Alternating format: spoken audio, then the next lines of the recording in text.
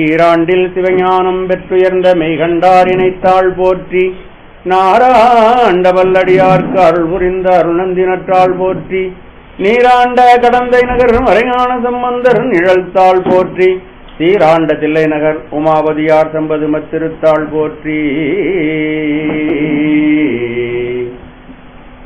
பொருந்தவா கைலி புகுநெறியதுகான் போதராய் என்றருளாய். குருவர்களையும் திருவர்களையும் போட்டி பணிந்து இன்றைய சைவ சித்தாந்த வகுப்பை நாம் தொடங்குவோம். இதுவரையிலும் நாம் சிவஞான போத நூலில் இருந்து முதல் 4 சூத்திரங்களை பார்த்திருக்கின்றோம். முதல் பகுதி பிரமாண இயல், அடுத்த பகுதி இலக்கண இயல். இலக்கண இயலுடைய முதல் சூத்திரம் 4வது சூத்திரம். அந்த சூத்திரத்தை சென்ற வகுப்பிலே பார்த்திருக்கிறோம். ஒரு பொருளுடைய உண்மையை எடுத்துக்காட்டி விளக்க வேண்டும் என்றால் 2 விஷயம் நமக்கு நல்லா தெளிவாக தெரியணும். பொருள்கள் இருக்கிறது என்று அதனுடைய இருப்பு, அதனுடைய இலக்கணம், 2ம் தெரிஞ்சாதான் ஒரு பொருளை பற்றிய முழுமையான உண்மைகளை நாம் தெரிந்து கொள்ள முடியும். ஆகவே 4ஆம் சூத்திரத்தில் அந்த இலக்கண இயலில் உயிரினுடைய இலக்கணம் நமக்கு சொல்லப்பட்டது. உயிரினுடைய பொது இலக்கணம் அப்படின்னு சொல்லுவாங்க. உயிரினுடைய பொது இலக்கணம் அஞ்சவத்தைப்படுதல் உயிருக்கு. அதை பற்றி நாம் சென்ற வகுப்பில் விரிவாக பார்த்தோம். இதற்கு அடுத்ததாக 5வது நூல் பாச இலக்கணம் சொல்வது. பாசத்தினுடைய இலக்கணம். இதுல பாசத்தினுடைய இலக்கணத்தை நேராக ஆணவம், கண்மம், மாயை ஆகியவற்றினுடைய இலக்கணத்தை குறிப்பிடாமல் இந்த 3ஐயும் இயக்கி செயற்படுத்தக்கூடிய திரோதான சக்தியினுடைய இலக்கணம் இங்கு கூறப்படுகிறது. அப்படி திரோதான சக்தியினுடைய இலக்கணத்தை கூறினாலே இந்த பாச இலக்கணத்தை கூறியதாக ஆகும் என்பது மெய்கண்டாருடைய தெளிவு. அதனுடைய அடிப்படையிலே இந்த 5ஆம் சூத்திரத்தை அவர் நமக்கு அருளி செய்திருக்கிறார். இந்த நூற்பாவில் சகல நிலையில 5 அவத்தைப்படுகிறது. அதாவது உயிரானது நனவு, கனவு, உறக்கம், பேருறக்கம், உயிர்ப்படங்கள் என்ற 5 அவத்தைகளை அடைகிறது. அந்த 5 அவத்தைகளிலும் இறைவன் உயிருக்கு அறிவிக்க வேண்டும். இறைவன் உயிருக்கு அறிவிக்காவிட்டால் எந்த அனுபவமும் உயிருக்கு இல்லாமல் போய்விடும். ஆகவே இந்த 5 அவத்தைப்படுகின்ற இந்த நிலையிலே உயிர்களுக்கு எப்படி இறைவன் அறிவிக்கிறான், எப்படி காட்டுகிறான். உயிருக்கு இறைவன் காட்டாவிட்டால் உயிர் எதையும் காண முடியாது. ஆகவே எப்படி காட்டுகிறான் என்ற செய்தியை இந்த 5வது சூத்திரத்தில் நமக்கு சொல்லி அருள்கிறார்கள். சூத்திரத்தை பார்க்கலாம். விளம்பிய உள்ளத்து மெய்வாய் கண் மூக்கு அளந்தறிந்து அறியா ஆங்கு அவை போல தாம் தம் உணர்வின் தமி அருள் காந்தம் கண்ட பசாசத்து அவையே. இதுல பசாசம் என்றால் இரும்பு. பசாசம் என்பது பொருள் இரும்பு.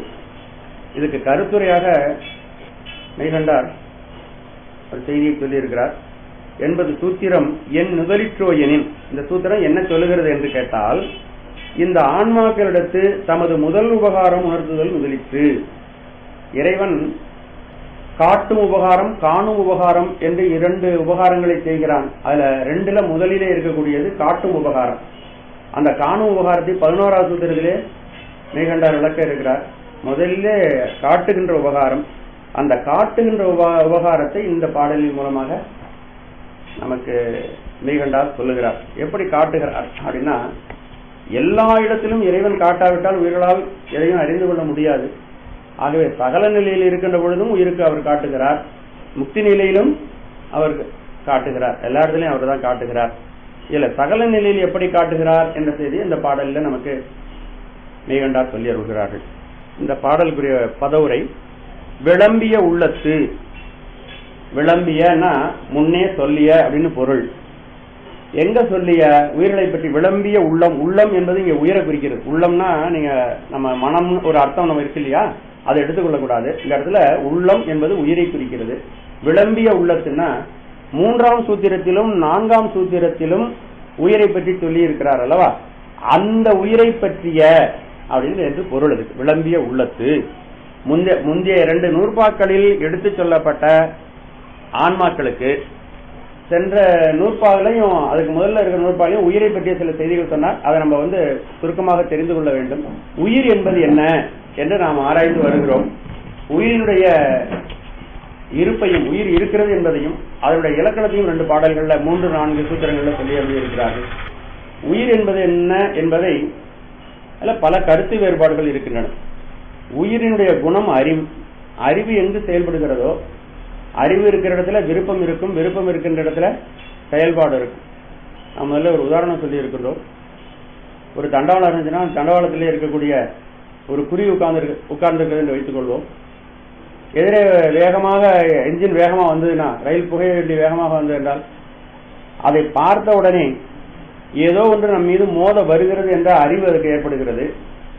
இந்த மோதலில் இருந்து நம்ம உடலை காப்பாற்றிக் கொள்ள வேண்டும், உயிரை காப்பாற்றிக் கொள்ள வேண்டும் என்று அந்த குருவி அறிந்து கொள்கிறது. உடனே அது பறக்க ஆரம்பிக்கிறது. அப்போ உயிருக்கு அறிவை, இச்சை, செயல்பாடு இந்த மூன்று இருந்தால்தான் உயிர் அப்படிங்கிறது எல்லாருக்குமே தெரியும். ஒவ்வொரு உடலிலும் இருந்து கொண்டு இன்ப துன்பங்களை அறிந்து அனுபவிக்கிறது எதுவோ அது உயிர். ஆனால் உயிர் எது என்பதுல தான் பிரச்சனை இருக்கிறது. உயிர் இருக்கிறதா இல்லையாங்கிறத எல்லாருமே உயிர் இருக்கு அப்படிங்கிறத உணர்வார்கள், உணர முடியும். நம்மாலே நம்ம இருட்டுக்குள்ள உட்கார்ந்து இருந்தா கூட, நம்ம உடலை கண்ணால காண முடியாவிட்டால் கூட நான் இருக்கிறேன் என்ற உணர்வு எல்லாருக்கும் இருக்கு. அப்ப உயிர் இருக்கிறது என்பது எல்லாருமே உணர்கிறோம். ஆனால் உயிர் என்றால் எது அப்படின்னா அதுலதான் பெரிய சர்ச்சை ஏற்படுகிறது. உயிர் என்று ஒன்று இல்லை. இந்த உடம்பை எடுத்துக்கொண்டு பார்த்தால் இந்த கை உடலா உயிரா? இல்லை. கால் உடலா? இல்லை இல்லை இல்லை. ஆகவே உயிர் என்பது கிடையாது என்று சூன்ய ஆன்மவாதிகள் சொல்கிறார்கள். அதை மறுத்துதான் மெய்கண்டார் என்ன சொல்கிறார்? இல்லை இல்லை என்று சொல்லுகின்ற அறிவு ஒன்று இருக்கு இல்லையா, அதுதான் ஆராய்ந்து பார்க்குது. அந்த ஆராய்ந்து பார்க்கின்ற அறிவு தான் உயிர் என்று அதற்கு சொல்லுகிறார். அதுக்கு அடுத்தது உடல் தான் உயிர் என்று சில பேர், அதாவது தேக ஆன்மவாதிகள் என்று பேர், உடல் தான் உயிர் என்று சொல்கிறார்கள். இந்த உடலே எனது உடல், எனது கை, எனது கால் அப்படின்னு சொல்லும் பொழுது எனது அப்படின்னு சொல்றது உயிரை குறிக்கிறது. ஆகவே இந்த உடலுக்கு வேறாக உயிர் என்ற ஒன்று இருக்கிறது. அப்புறம் நாம் தூங்குகிறோம். தூங்குகின்ற நேரத்தில் சூக்கும தேகம்தான் செயல்படுகிறது. அப்ப சூக்கும தேகம் தான் நம்ம தூங்கும் பொழுதும் உடல்லாம் அசந்து போயிருக்கும் பொழுதும் சூக்கும தேகம் உயிர் நம்ம தூங்கும் பொழுது கூட செயல்படுகிறது. ஆகவே சூக்கும தேகம் தான் உயிர் என்று சூக்கும தேக ஆன்மவாதிகள் சொன்னார்கள். அதுக்கு மெய்கண்டார் மறுத்து சூக்கும தேகத்தில் கனவு நிகழ்கிறது. அந்த கனவை நனவு வந்த பிறகு சரியாக நம்மாலே தெளிவாக உணர முடியவில்லை. உயிர் அறிவுடையதாக இருப்பதால் கனவில் கண்ட அந்த எல்லா நிகழ்ச்சிகளையும் நம்ம விழித்து வந்தவனை விட சரியா சொல்ல தெரிந்திருக்க வேண்டும். ஆகவே சூக்கும தேகம் ஆன்மா அல்ல என்று, சூக்கும தேகமும் ஆன்மா அல்ல என்று மறுத்தார். அதற்கு அடுத்தபடியாக நம்ம ஆழ்ந்த உறக்கத்துக்கு செல்கிறோம். அப்பொழுது பிராணவாயு இயங்குகிறது. அப்ப பிராணவாயு தான் உயிரா சொல்றாங்க இல்லையா? நம்ம மூச்சு போயிடுச்சு, அப்ப காத்து போயிடுச்சுன்னா உயிர் போயிட்டு அப்படின்னு சொல்றோம். அப்ப பிராணவாயு தான் உயிரா என்றால் இல்லை. தூங்கும் பொழுது பிராணவாயு செயல்படுகிறது. அப்படி செயல்படும் பொழுது பிராணவாயுக்கு அறிவு இருந்தால் அப்ப தூங்கும் பொழுது என்ன நிகழ்ச்சிகளையும் அறியணும் இல்லையா? அப்போ இன்ப துன்ப அனுபவங்களும் செயல்பாடும் உடலுக்கு இல்லாமல் போய்விடுகிறது. அப்ப அந்த அறிவு நிகழ்ச்சி இல்லாமல் போய்விட்டதுனால பிராணவாயுவும் உயிர் அல்ல, பிராணவாயுக்கு வேறாக உயிர் என்று ஒன்று இருக்கிறது என்று இந்த பிராண ஆன்மவாதத்தை மறுத்தார். அதுக்கு அடுத்தபடியாக பிரம்மான்மவாதிகள் வந்தார்கள். அவர்கள் சொன்னாங்க, இந்த உடம்புல இருக்கிற உயிர் என்பது இறைவன் தான், பிரம்மம் தான் உயிர் என்று சொன்னார்கள். பிரம்மத்துக்கும் உயிருக்கும் வித்தியாசம் இருக்கிறது. பிரம்மம் எல்லாத்தையும் தானாவே அறியக்கூடியது. ஆனால் உயிரானது உணர்த்தினால்தான் உணரும். ஆகவே பிரம்மம் என்பது உயிர் அல்ல, பிரம்மத்துக்கு வேறாக உயிர் என்று ஒன்று இருக்கிறது அப்படின்னு அவர்களை பார்த்து சொன்னார். அதற்கு அடுத்தபடியாக இன்னொருத்தன் சொன்னா, தனித்தனியான உறுப்புகள் எல்லாம் கிடையாது, உடம்புல இருக்க அத்தனை உறுப்புகளும் சேர்ந்துதான் உயிர். இந்த உடம்பு முழுவதும் இருக்கக்கூடிய எல்லா சமூகம்னு பேரு, அதாவது கை, காலு, தலை, வாயு எல்லாம் சேர்த்த சமூகம் தான் உயிர் அப்படின்னு. இல்ல, இவை அனைத்தும் மாயிலிருந்து வந்த பொருள்கள், இவைகள் சடப்பொருள்கள். ஆகவே இவைகளுக்கு வேறு வேறு பெயர்கள் இருக்கின்றன. ஆன்மா உயிர்ன பெயர்லாம் கிடையாது. ஆகவே இந்த உடலுக்கும் இந்த சமூகத்திற்கும் வேறாக உயிர் என்று ஒன்று இருக்கிறது என்று மூன்றாம் சூத்திரத்திலே அதை உயிர் என்பது எது என்பதை எதெல்லாம் இல்லைன்னு சொல்லி கொண்டு வருகிறார். அப்ப உயிர் என்பது இவைகளுக்கெல்லாம் வேறானது. எப்ப எதற்கெல்லாம்? உடலுக்கு வேறானது, இந்திரியங்களுக்கு 5 இந்திரியங்களுக்கு வேறானது, அதுக்கு அடுத்தது சூக்கும தேகத்துக்கு வேறானது, பிராணனுக்கு வேறானது, பிரம்மத்துக்கு வேறானது, அதுக்கு அடுத்தபடியாக சமூகத்திற்கு வேறானது. ஆகவே இவைகளுக்கெல்லாம் வேறானது என்று அதை நிர்ணயம் செய்து மூன்றாவது பாடல்ல அதை சொன்னார். உயிர் என்பது வேறு, இவைகளுக்கெல்லாம் வேறாக இருக்கிறது, அது அறிவு சுரூபமாக இருப்பது இந்த உடலுக்குள்ள இருக்கு அப்படின்னு சொன்னார். 4வது சூத்திரத்துல அந்த கரணம் தான், அந்த கரண ஆன்மாவாதிகள் ஒருவர் அவர்கள் சொன்னார்கள், அந்த கரணம் தான் ஆன்மாவா? அந்த கரணங்கள் ஒவ்வொன்றும் ஒரு செயலை செய்கின்றன.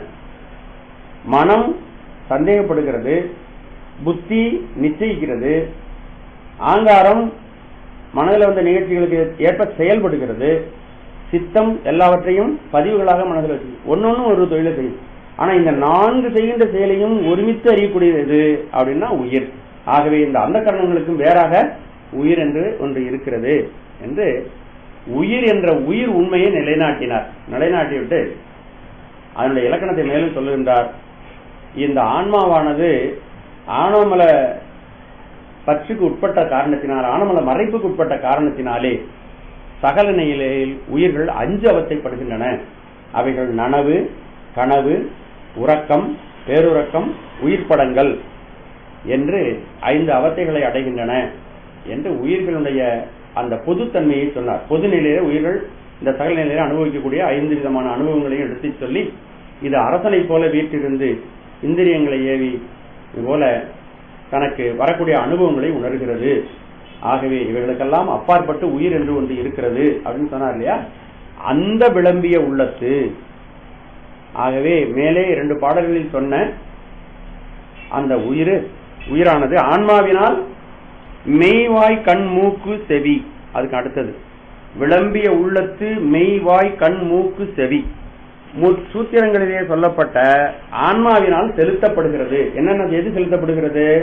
ஞானேந்திரியங்கள் 5 செலுத்தப்படுகிறது. இதுல மெய்வாய் கண் மூக்கு கொடுத்திருக்கு, ஒரு பொறி கொடுக்கல. பாடல்ல பாத்தீங்கன்னா தெரியும்.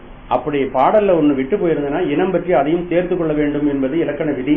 அப்படி சேர்த்துக்கிட்டோம்னா ஆன்மாவினால் தான் இந்த மெய், வாய், கண், மூக்கு, செவி ஆகிய 5 பொறிகளும் செயல்படுத்தப்படுகின்றன. அப்படி ஆன்மாவினாலே இந்த 5 பொறிகளும் செயல்படுத்தப்பட்டாலும் அளந்து அறிந்து அறியா. இப்போ கண்ணு ஒரு உருவத்தை பார்க்கிறது, காது ஒரு செய்தியை கேட்கிறது, மூக்கு வாசனையை முகர்கிறது, மெய் ஊர் உணர்ச்சி ஸ்பரிச உணர்ச்சியை உணர்கிறது, வாய் சுவைக்கிறது. இந்த 5 உணர்வுகள் அவர்களுக்கு வந்தாலும் நன்றாக இவைகளெல்லாம் அளந்து அறிகிறது. இன்ன உருவத்தில் இருக்கு, சிவப்பாக இருக்கிறது, கருப்பாக இருக்கிறது, இந்த நீளத்தில் இருக்கிறது, இந்த ஒலி மிக நன்றாக காதுக்கு இருக்கிறது, இந்த பாடல் சிறப்பாக இருக்கிறது அப்படின்லாம் அளந்து அறிந்து அறிந்தும் இந்த பொறிகள் எல்லாம் தம்மை அறிய மாட்டார். ஆனா உயிரால செலுத்தப்படுகிறது. ரொம்ப முக்கியமான செய்தி இது என்னன்னா, உயிரால் இந்த 5 இந்திரியங்களும் செலுத்தப்படுகின்றன. அப்படி செலுத்தப்பட்டு அவைகள் எல்லாவற்றையும் அளந்து அறிந்து அறிகின்றன. உலகத்தை அதுதான் பார்க்குது. கண்ணுதான் பார்க்கிறது, காதுதான் அதில் இருக்கின்றதை கேட்கிறது. 5 புலன்களாலும் 5 விடயங்களை நம்ம அறிகிறோம். ஆனாலும் கண்ணுக்கு தெரியாது நான் இவைகளெல்லாம் பார்க்கிறேன் என்ற உணர்வு தம்மையும் அவைகள் அறியா. என்னை செலுத்துறது யாரு அப்படின்னு பொறிகளுக்கு தெரியுமா அப்படின்னா அந்த பொறிகளுக்கு தன்னை செலுத்துகின்ற உயிரையும் தெரியாது. விளம்பிய உள்ளத்து மெய், வாய், கண், மூக்கு, செவி அளந்தறிந்து அறியா. ஆகவே 5 பொறிகளும் உயிரால் செலுத்தப்படுகின்றன. அப்படி செலுத்தப்பட்டாலும் உயிரை பற்றியும் இந்த 5 பொறிகளும் தெரியாது. தாம் இந்த உயிருக்காக இவைகளை எல்லாம் பார்த்து அறிகிறோம், இந்த விடயங்களை எல்லாம் தெரிந்து கொள்கிறோம் என்ற உணர்வு அதுக்கு கிடையாது. பாருங்க, ஆக கண்ணு செயல்படுது, செயல்பட்டாலும் அதற்கென்று அறிவில்லாதனால அந்த செயல்படுகின்ற தம்மையும் தெரியவில்லை, தம்மை செலுத்துகின்ற உயிரையும் அது அறிவதில்லை. கண்ணு பார்க்குமா, நான் சிவப்பா ஒரு நேரத்தை பார்த்துட்டு இருக்கேன் அப்படின்னு கண்ணுக்கு தெரியுமா? அது உணருமா? உணராது. என்னை செலுத்துவது உயிர் அப்படின்னு உயிர் கண்ணுக்கு தெரியுமா? தெரியாது. நான் இந்த வாசனையை முகர்கிறேன், இந்த நல்ல மனத்தை முகர்வது நான் தான் அப்படின்னு மூக்கு உணர்வதில்லை. உயிர் தான் என்னை செலுத்தி இந்த வாசனையை நுகர செய்கிறது அப்படின்னு உயிரை பற்றியும் அதுக்கு தெரியாது. ஆக இதை நல்லா தெளிவாக நாம் உணர்ந்து கொள்ள வேண்டும். உயிரால் புலன்கள் செலுத்தப்படுகின்றன. ஆனால் அந்த புலன்கள் தம்மையும் தெரிந்து கொள்ளாது, தன்னை செலுத்துகின்ற முதலாகிய உயிரையும் அது தெரிந்து கொள்ளும். ஆங்கவை போல இப்ப நல்ல அந்த உதாரணத்தை நம்ம மனதில் வைத்துக் கொண்டால், இந்த 5 பொறிகளை போலவே தாம்னா ஆன்மாக்கள், இந்த 5 பொறிகள் எவ்வாறு எல்லாவற்றையும் செயல்பட்டாலும் எல்லாவற்றையும் அனுபவித்து அறிந்து கொண்டிருந்தாலும் அந்த 5 பொறிகளும் தம்மையும் அறியாது, தம்மை செலுத்துகின்ற உயிரையும் அறியாது. அதுபோல இந்த ஆன்மாக்களும் உயிர்களும் தாம் தம் உணர்வின் தமியருள், இந்த ஆன்மாக்களும் கண்ணு எவ்வாறு உயிரால் செலுத்தப்படுகிறதோ அதுபோல இந்த உயிர்களும் இறைவனுடைய திருவருளால் செலுத்தப்படுகின்றன. இறைவன் தான் இந்த உயிரை செலுத்துகிறான். அவன் செலுத்தாவிட்டால் உயிருக்கு எந்த விதமான செயல்பாடும் இல்லை. அவன் அறிவிக்காவிட்டால் உயிர்களுக்கு எந்த விதமான அறிவும் இல்லை. அவன் தான் செலுத்துகிறான். தமிழ்னா இந்த இடத்துல முதல்வன், அருள்னா இறைவனுடைய திருவருள். இறைவனுடைய திருவருளால் இந்த உயிரானது செலுத்தப்படுகிறது. அப்படி எப்படி இந்த 5 புலன்களும் உயிரால் செலுத்தப்பட்டும் தன்னையும் அறியாமல் தன்னை செலுத்துகின்ற தலைவனையும் அறியாமல் இருக்கிறதோ அதுபோல இந்த உயிரானது திருவருளால் செலுத்தப்பட்டும் திருவருளால் செலுத்தப்படுகின்ற தன்னையும் அறியாது தன்னை செலுத்துகின்ற திருவருளையும் உயிரானது அறிந்து கொள்ளாது. தாம் தம் உணர்வின் தமியருள் தம்முடைய அறிவுக்கு முதலாக இருக்கின்ற திருவருளால் செலுத்தப்படுகின்ற உயிரானது தம்மை செலுத்தும் அந்த திருவருளையும் அறியாது தம்மையும் அறியாது. அவை எப்படி உணர்கின்றன? இந்த அறிவு எப்படி கிடைக்குது உயிருக்கு அப்படின்னு கேட்டா அவை அந்த உயிர்களுக்கு ஆன்மாக்களுக்கு முதல்வனது திருவருளால் உணர்கின்றன. அது எப்படி நிகழ்கின்றன? காந்தம் கண்ட பசாசத்து அவையே. ஒரு இடத்துல காந்தம் ஒரு இடத்துல இருக்கிறது என்று வைத்துக் கொள்ளுங்கள். அந்த காந்தத்தைக்கு பக்கத்தில் வைக்கக்கூடிய இரும்பெல்லாம் தானாக ஈர்க்கப்படும். காந்தம் ஒரு செயலும் செய்வதில்லை. எந்த செயலாவது செய்தா? ஒரு செயலையும் காந்தம் செய்வதில்லை. ஆனால் காந்தத்தினுடைய முன்னிலையில் அல்லது அதனுடைய சந்நிதியில் இரும்பானது கவரப்படுகிறது, கவர்ந்து இழுக்கப்படுகிறது. அதுபோல இறைவனுடைய திருவருளுடைய சன்னிதானத்திலே இந்த உயிர்கள் எல்லாம் இயங்குகின்றன. அந்த உயிர்களுடைய உயிர்கள் இயங்கித்தான் உலகத்தில் உள்ள எல்லா விஷயங்களையும் அவைகள் அனுபவித்து அறிந்து கொள்கின்றன. அதான் அந்த பாட்டினுடைய முக்கியமான செய்தி. விளம்பிய உள்ளத்து மெய்வாய் கண் மூக்கு செவி அளந்தறிந்து அறியா ஆங்கவை போல தாம் தம் உணர்வின் தமியருள் காந்தம் கண்ட பசாசத்து அவையே என்பது சூத்திரம். இந்த சூத்திரத்தினுடைய ஒட்டுமொத்தமான கருத்து என்னன்னா, உயிரானது ஐம்புலன்களின் மூலமாக ஐம்புலன்களை செயற்படுத்தி இந்த உலகத்தில் உள்ள எல்லா விஷயங்களையும் அறிகின்றன. அப்படி அறிகின்ற பொழுது இந்த புலன்கள், அந்த உயிரால் செலுத்தப்படுகின்ற புலன்கள் தம்மையும் தெரிந்து கொள்ளாது, தம்மை செலுத்துகின்ற உயிரையும் அவளால தெரிந்து கொள்ள முடியாது. அதுபோல இறைவனுடைய திருவருளால் உயிர்கள் செலுத்தப்படுகின்றன. அப்படி அந்த புலன்கள் எவ்வாறு தம்மை செலுத்துகின்ற உயிரையும் அறியாமல் இருக்கிறதோ அதுபோல இந்த உயிர்களும் தம்மையும் அறியாது தம்மை செலுத்துகின்ற திருவருளையும் அறியாமல் இருக்கிறது. ஆனால் இறைவன் எந்த செயலையும் செய்வதில்லை. அவன் சங்கற்ப மாத்திரத்தினாலேயே இந்த உலகத்தை இயக்குகிறான். அவன் ஓடியாடி எந்த காரியங்களும் செய்வதில்லை. அவன் இருந்த இடத்திலிருந்தே அவனுடைய அருட்சக்தி, அவனுடைய சங்கற்பம் தான் அவனுடைய சக்தி, அவனுடைய ஆற்றல் தான் அவனுடைய சக்தி. அவனுடைய சக்திக்கு முன்னால் இந்த உலகமானது செயல்பட்டு கொண்டே இருக்கிறது. அப்படி செயல்படுவதனாலே உயிர்கள் இந்த உலகத்தை அறிந்து அனுபவித்து வருகின்றன. ஆகவே இந்த உயிர்கள் ஆணவமலத்தில் கட்டுப்பட்டு அறியாமையில விழுந்து கிடக்கின்ற இந்த உயிர்களை இறைவனுடைய திருவருளானது அறிவித்து இந்த உலக அனுபவங்களை தருகிறது. இந்த உலக அனுபவங்களை மட்டும் தர்றதுக்கு இறைவனுடைய அருள் வேணும்னு நினைக்க வேண்டாம். இறை இன்பத்தை அனுபவிப்பதும் இறைவனுடைய திருவருள் தான் உதவ வேண்டும். ஆகவே இறைவன் காட்டும் உபகாரத்தை செய்கிறான். ரொம்ப மிகச்சிறந்த உன்னதமானது. ஏனென்றால் நமக்கு அறிவு இருக்கிறது, ஆனால் அறிவு தானாக செயல்படாது. யாராவது ஒருவர் அறிவிக்க வேண்டும். அதுக்குதான் முதல்ல நம்ம ஒரு உதாரணம் சொல்லி இருக்கிறோம். கண்ணுக்கு பார்க்கின்ற ஆற்றல் இருக்கிறது இல்லையா? கண்ணுக்கு பார்க்கின்ற ஆற்றல். ஆனால் வெளிச்சம் இல்லாத இடத்தில், சூரிய ஒளி இல்லாத அல்லது விளக்கொளியோ இல்லாத இடத்தில் கண்ணு எந்த பொருளையும் காணாது. கண்ணுக்கு பார்க்கிற ஆற்றல் இருக்கு, ஆனால் அந்த கண் செயல்பட வேண்டும் என்றால் அந்த கண்ணுக்கு வேறொன்றினுடைய ஒளி தேவை. அது விளக்கு வெளிச்சமோ அல்லது சூரிய ஒளியோ தேவை. அப்ப வேறொன்றினுடைய ஒளியினாலே தான் கண்ணு இயங்குகிறது இல்லையா? எல்லா பொருளையும் பார்க்கிறது இல்லையா? அதுபோல இந்த உயிருக்கு அறிவு இருந்தும் அந்த அறிவு தானாக செயல்படாது. அதற்கு அறிவிப்பதற்கு ஒருவன் வேண்டும். அப்ப அறிவிப்பதற்கு யார் இருக்கிறார்கள் அதற்கு அப்படின்னு பார்த்தா இருக்கிறதே 3 பொருள் தான். ஒன்று பேரறிவுடைய பொருள் சிவபெருமான், 2 சிற்றறிவுடையது உயிர், 3 அறிவே இல்லாத சடம். அப்ப எது அறிவிக்கும் உயிருக்கு என்றால் பேரறிவுடைய இறைவன் தான் அறிவிக்கிறான். ஆனால் அப்படியா இறைவன் அறிவித்தும் கூட இந்த உயிரானது ஆணவமல மறைப்புக்கு உட்பட்டு இருப்பதனாலே உயிரானது தன்னையும் தெரியாமல் தன்னை செலுத்துகின்ற தலைவனையும் தெரியாமல் இந்த உயிரானது இருக்கிறது. இறைவன் சங்கல்ப மாத்திரையே இந்த உலகத்தை இயக்குகிறான். அவனுடைய சாநித்தியமே இந்த உலகத்தை எல்லாம் இயக்கிக் கொண்டிருக்கிறது. அதற்கு உதாரணமாகத்தான் சொல்லுகின்றார், காந்தத்திற்கு முன்னால் இருக்கின்ற இரும்பு தானாக இயங்குவது போல இறைவனுடைய சந்நிதியிலே இந்த உலகமானது தானாகவே செயல்படுகிறது. அப்படி சாநித்தியமே இந்த உயிர்களுக்கு அறிவித்து இந்த உலகத்தை காட்டுகிறது அப்படிங்கிற செய்தி எங்களுக்கு சொல்லுகிறார். இதுல முக்கியமா நம்ம தெரிந்து கொள்ள வேண்டிய ஒரு முக்கியமான இது இறைவனுடைய திரோதான சக்தி அப்படிங்கிறது. அதை பத்தி நம்ம ஆழமா தெரிஞ்சுக்கிட்டோம்னா இறைவனுடைய திருவருளை நம்ம தெளிவாக உணர்ந்து கொள்ள முடியும். இந்த உயிர்கள் சகல நிலையில் இருக்கின்றன. இப்ப நம்ம சகல நிலையில் இருக்கிறோம். மொத்தம் 5 மலங்கள் இருக்கின்றன. அதை பற்றி பார்க்கலாம். 5 மலங்கள் இருக்கின்றன நமக்கு. என்னென்ன 5 மலங்கள்? மணிவாசக பெருமான் ஒரு நீத்தல் விண்ணப்பத்தில் ஒரு பாடல் 5 மலங்கள் என்று சொல்லுகிறார். நம்ம சாதாரண சைவத்தில் எத்தனை படிக்கிறோம்? மும்மலங்கள், அப்படித்தானே? அதுல ஒன்றும் சந்தேகம் இல்லை, மும்மலங்கள். அதை சற்று விரித்து, அதே மலங்கள் தான், ஆனா அதை சற்று விரித்து நம்முடைய பெரியவர்கள் நம்முடைய வசதிக்கு நம்ம புரிந்து கொள்வதற்கு வசதியாக அதை 5ஆக சொல்வது வழக்கம். குலம் களைந்தாய் களைந்தாய் என்னை குற்றம் கொற்ற சிலையாம் விலங்கலந்தாய் விட்டெடுதி கண்டாய் பொன்னின் மின்னு கொன்றை அலங்கலன் தாமரை மேனியப்பா ஒப்பிலாதவனே மலங்கள் 5ஆற் சுழல்வன் தயிரில் பொறு மத்துறவே. 5 மலங்கள் என்னை செயல்படுத்துகின்றன, என்னை சின்னா பின்னப்படுத்துகின்றன. ஒரு பானைக்குள்ள இருக்கக்கூடிய தயிரை மத்தானது கடையும் பொழுது அது எந்த கோணத்தில் எந்த திசையில் உள்ள இருக்கிற தயிர் திரும்புன்னு சொல்ல முடியாது. அதுக்கு சுதந்திரம் இல்லை.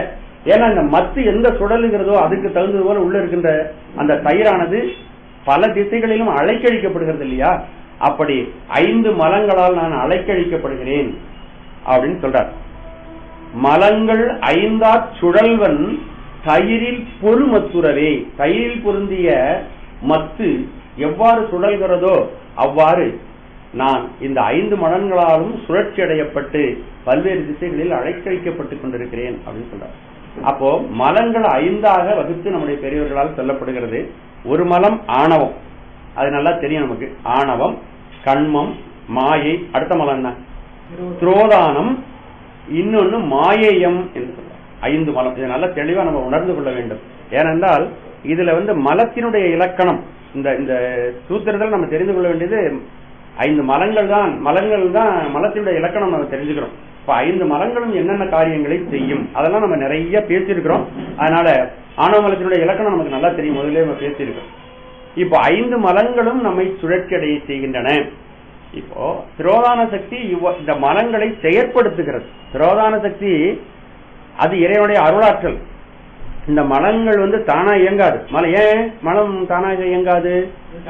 அவைகள் சடப்பொருள்கள், அதனால தானாக இயங்காது. அப்ப இயக்குவதற்கு ஒரு ஆற்றல் வேண்டும். அது இறைவனுடைய ஆற்றல். அவன் இயக்கி மலங்களை என்ன பண்றான்னு கேட்டீங்கன்னா, மலம் கெட்டியா உயிரை பிடிச்சிருக்கு. அப்ப கெட்டியா பிடிச்சிருக்கும் பொழுது அந்த மலத்தை எடுத்தால் அந்த உயிரோடு பற்றி கொண்டிருக்கின்ற அந்த பற்றிலிருந்து எடுப்பதற்கு என்ன செய்யறான்னா, அதை முதலிலே நெகிழ்விக்கிறான். அதனுடைய கெட்டித்தன்மையை அவன் சலனப்படுத்துகிறான். அப்போ இந்த மலங்களை சலனப்படுத்தி அதை நெகிழ வைத்து அந்த உயிரிலிருந்து மீட்டெடுக்கிறான். இறைவன் செய்கின்ற ஒரு அரிய காரியம். ஏனென்றால் உயிர் அவ்வளவு கெட்டியா அந்த ஆணவ மலத்தை பிடிச்சிருக்கு. அப்ப அதுல இருந்து விலக்கி எடுக்கக்கூடிய ஒரு பெரும் கருணையினாலே அந்த பெரும் தொழில்களை செய்யறான். 5 தொழில்கள் என்று நாம் அந்த தொழில்கள் தான் செய்யறோம். 5 தொழில்கள் மூலமாகத்தான் இறைவன் அந்த மலப்பற்றை நம்மிடமிருந்து நீக்கி வைக்கிறான். இப்போ 5 மலங்களால் நாம் சுழல்கிறோம். ஆணவ மலம் நம்முடைய உயிரறிவை முற்றிலுமாக மறைக்கிறது இல்லையா?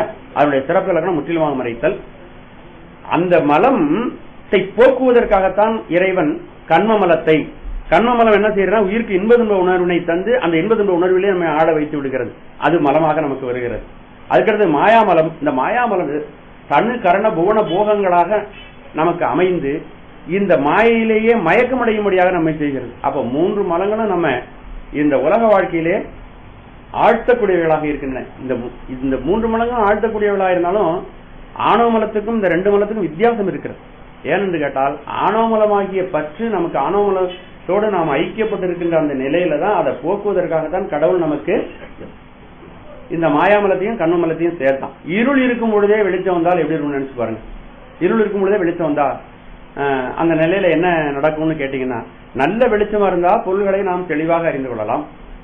நல்ல இருளாக இருந்தா ஒரு பொருளும் தெரியாதுங்கிறது தெரிஞ்சுக்கணும். நமக்கு நல்ல வெளிச்சமா இருந்தா எல்லா பொருளும் தெரியும். ரெட்ட வெளிச்சமா, அதாவது இருளும் வெளிச்சமுமாக இருந்தால் பொருள்கள் நமக்கு சரியாக தெளிவாக விளங்காது. மங்களா தெரியும், அல்லது ஒரு பொருள் இன்னொரு பொருளாக தெரியும். சுண்ணாம்பு நிறைய சட்டியில் வச்சிருந்தா அதை பார்த்து நம்ம என்ன சொல்லுவோம், ஒருவேளை தயிர் சாதம் அப்படின்னு நம்ம நினைச்சு கூட வாயில அள்ளி வச்சிடலாம். அப்போ பொருள்கள் திரிந்து தெரியும், வேறு மாதிரியாக தெரியும். அப்படி வளைந்து வளைந்து இருக்கின்ற அந்த கயிறானது நமக்கு பாம்பாக தெரியும். அதுபோல ஆணவ மலம் இருக்கின்ற பொழுதே இந்த 2 மலங்களையும் சேர்த்த பொழுது நமக்கு மங்கிய வெளிச்சம் வருகிறது. இன்னும் முழுசா வெளிச்சம் அல்ல, முழுசா இருளையும் நம்ம இல்ல, கேவல நிலையில் நம்ம இருட்டுல கடந்தோம். நமக்குடன் சகல நிலையில் விட்டுருக்காரு. இப்போ வெளிச்சமும் இருளுமாக நமக்கு இருக்கிறது. இந்த நிலையில் நம்முடைய நிலை என்னன்னு கேட்டீங்கன்னா, பொருள்களை நம்மாலே தெளிவாக உணர்ந்து கொள்ள முடியாது. அந்த முடியாமல் இருக்கிற அந்த பக்குவத்துலதான் உயிரை வளர்க்க வேண்டிய அவசியம், உயிர்களை வளர்க்க வேண்டி இருக்கிறது இறைவன். அந்த அந்த அந்த ஆணவ மலத்தை நெகிழ்விப்பதற்காகத்தான் இந்த காரியங்களை இறைவன் செயல்படுத்துகிறான். அந்த மாயாமலத்தையும் கண்மமலத்தையும் சேர்த்து அந்த ஆணவ மலத்தை நெகிழ்விக்கிறான். அப்ப நெகிழ்விக்கும் பொழுது ஒரு நிலை 2 கட்ட நிலைமை நமக்கு ஏற்படுகிறது. அந்த பொருள்கள் நமக்கு தெளிவாக விளங்குவதில்லை. அப்போ மெய்ப்பொருள்களை எல்லாம் நம்ம என்ன பொருளா உணர்றோம்? பொய்ப்பொருளாக உணர்கிறோம். பொய்யாயின எல்லாம் போய் அகல வந்தருளி. ஆகவே இந்த மாதிரி நமக்கு விபரீத உணர்ச்சி ஏற்படுகிறதே, திரிவுணர்ச்சி ஏற்படுகிறதே, இதையெல்லாம் இறைவன் போக்குகிறான். போக்குவதற்காக இந்த நிலையை கொடுத்து போக்குகிறான். அப்ப பொய்யாயினவை எல்லாம் போய் அகல வந்து அருளுகிறான் சிவபெருமான். இந்த நிலையில இந்த நிலை சகல நிலை நமக்கு வாய்த்திருக்கிறது. இப்ப விபரீத உணர்வு ஏற்படுகிறது. இப்போ இறைவனுடைய ஆற்றல் என்ன செய்யுதுன்னு கேட்டீங்கன்னா, இந்த மலத்தில் இருந்து உயிர்களை விடுவிக்க வேண்டும் என்று அவனுடைய திருவருள் சங்கல்பிக்கிறது. இறைவன் அவன் அகண்ட சச்சிதானந்த பொருள். அவன் தன்னில் தானாக இருக்கின்றான். அவன் வேறொரு பொருளோடும் தொடர்பு கொள்ளாமல், உலகத்தோடும் தொடர்பு கொள்ளாமல், சக்தியோடும் தொடர்பு கொள்ளாமல், வேறு எதனோடும் தொடர்பு கொள்ளாமல் அவன் தன்னில் தானா இருக்கிறான். சக்தி கூட வெளியே படல. சக்தி அந்த நிலையிலே அடங்கி அவனுக்குள் கிடக்கிறது. அப்படி அடங்கி கிடக்கிற அந்த சக்திக்கு பெயரு பராசக்தி என்று பெயர். இப்போ உயிர்களை ஆணவமல பந்தத்தில் மாட்டிக்கொண்டிருக்கின்ற உயிர்களை விடுவிக்க வேண்டும் என்ற ஒரு கருணை உள்ளே தோன்றுகிறது. அந்த கருணை தான் அந்த பராசக்தி வெளியே வருகிறாள். வெளியே வரும்பொழுது அவளுக்கு ஆதிசக்தி என்று பெயர். அந்த ஆதிசக்தியே 3ஆக பிரிகிறாள். அவள் என்ன சொல்றா? இச்சாசக்தி, ஞானசக்தி, கிரியாசக்தி என்று 3ஆக அவள் பிரிகிறாள். சிவபெருமான் தன்னுடைய இச்சையினாலே, நமக்கெல்லாம் இச்சை இருந்ததுன்னா நமக்கு என்னென்னமோ போகுது புத்தி இல்லையா? பல விஷயங்கள்ல தேவையில்லாத விஷயங்கள் எல்லாம் விருப்பம் போகிறது.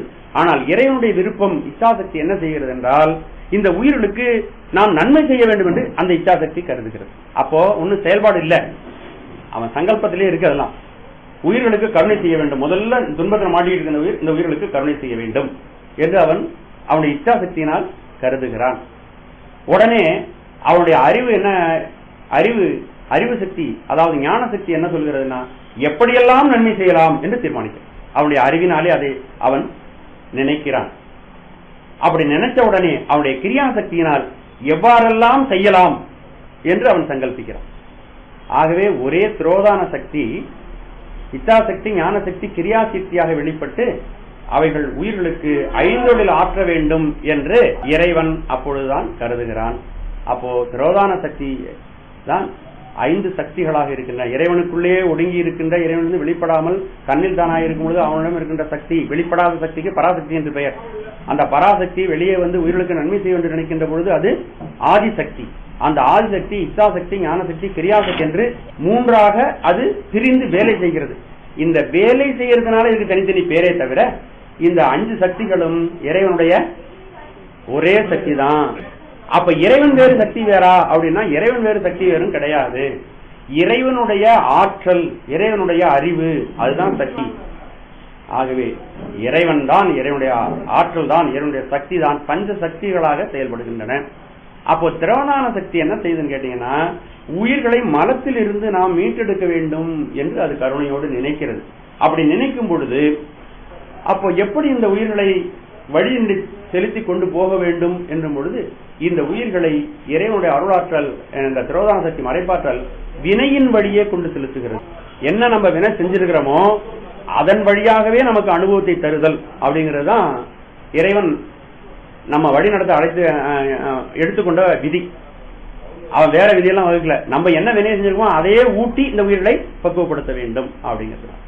ஆகவே அந்த வினையை நாம் அனுபவிக்கின்ற பொழுது அதுல வர்ற நல்ல நன்மை அல்லது தீமை வரும் இல்லையா? ஒரு வினையை நம்ம செய்யும் பொழுது இந்த வினையினால் நல்லது வரும், தீமை வரும் அப்படின்னு நமக்கு வரும் இல்லையா? அதை இறைவன் மறைத்து விடுகிறான். நாம் செய்யக்கூடிய வினைகளின் விளைவாக வரக்கூடிய இன்பமோ குற்றம் குறைகளை இறைவன் நமக்கு தெரியாமல் மறைத்து விடுகிறான். அப்படி மறைக்கிறதுனாலதான் நமக்கு ஞானம் உண்டாகிறது. அப்படி மறைக்காம இருந்தா இதுல கெட்ட வருதுன்னா நம்ம ஓக மாட்டோம், நம்ம வினை தீராது. நாம் செய்த வினைகளை நம்ம அனுபவிச்சு தீர்க்க முடியாது. நம்ம வினைகளை அனுபவிச்சு தானே நம்ம ஞானம் அடையணும்.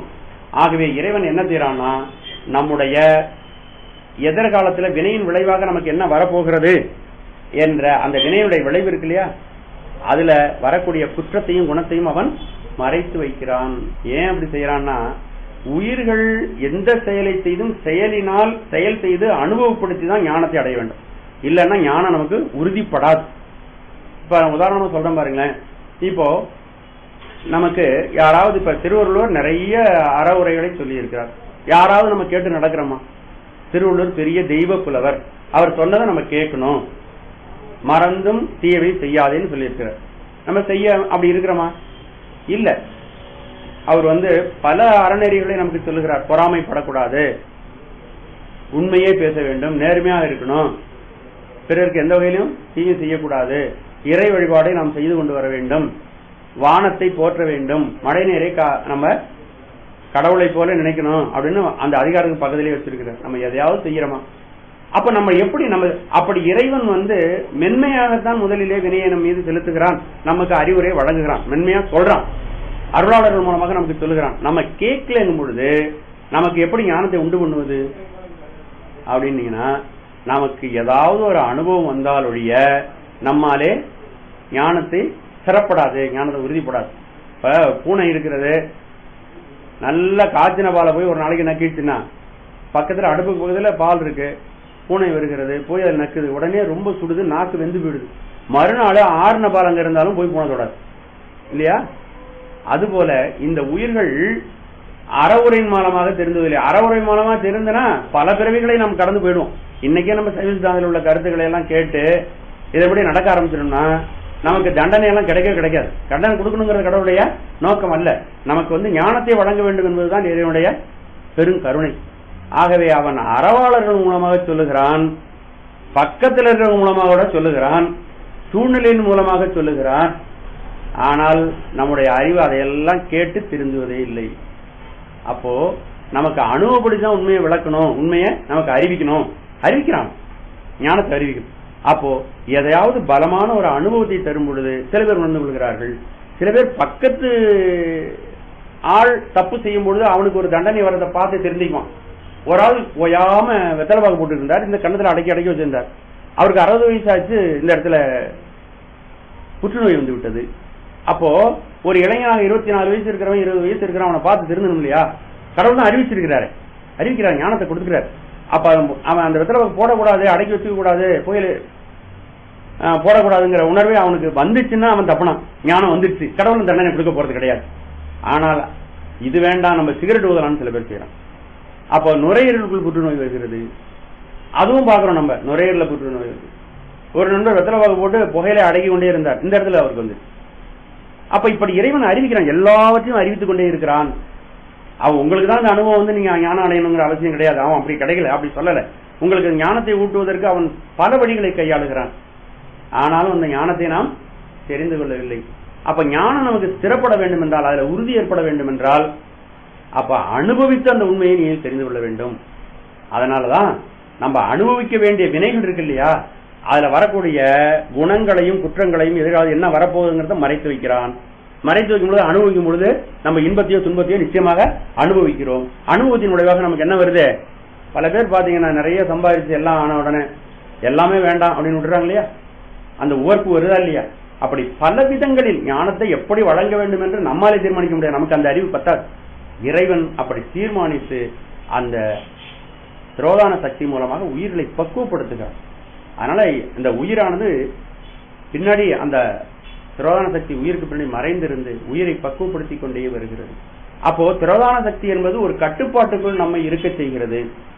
இப்போ பார்த்தீர்களானால் ஒரு கோழி குஞ்சு இருக்கு, அது கோழி குஞ்சு பொரித்து வருவதற்கு 22 நாள் ஆகும்.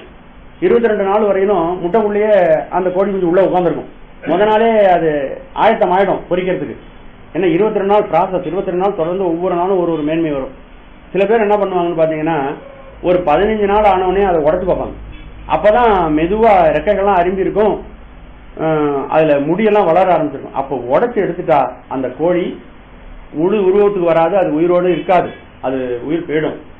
அப்போ கட்டுப்பாட்டுக்குள் சில காலம் அது இருக்க வேண்டிய அவசியம் இருக்கிறது.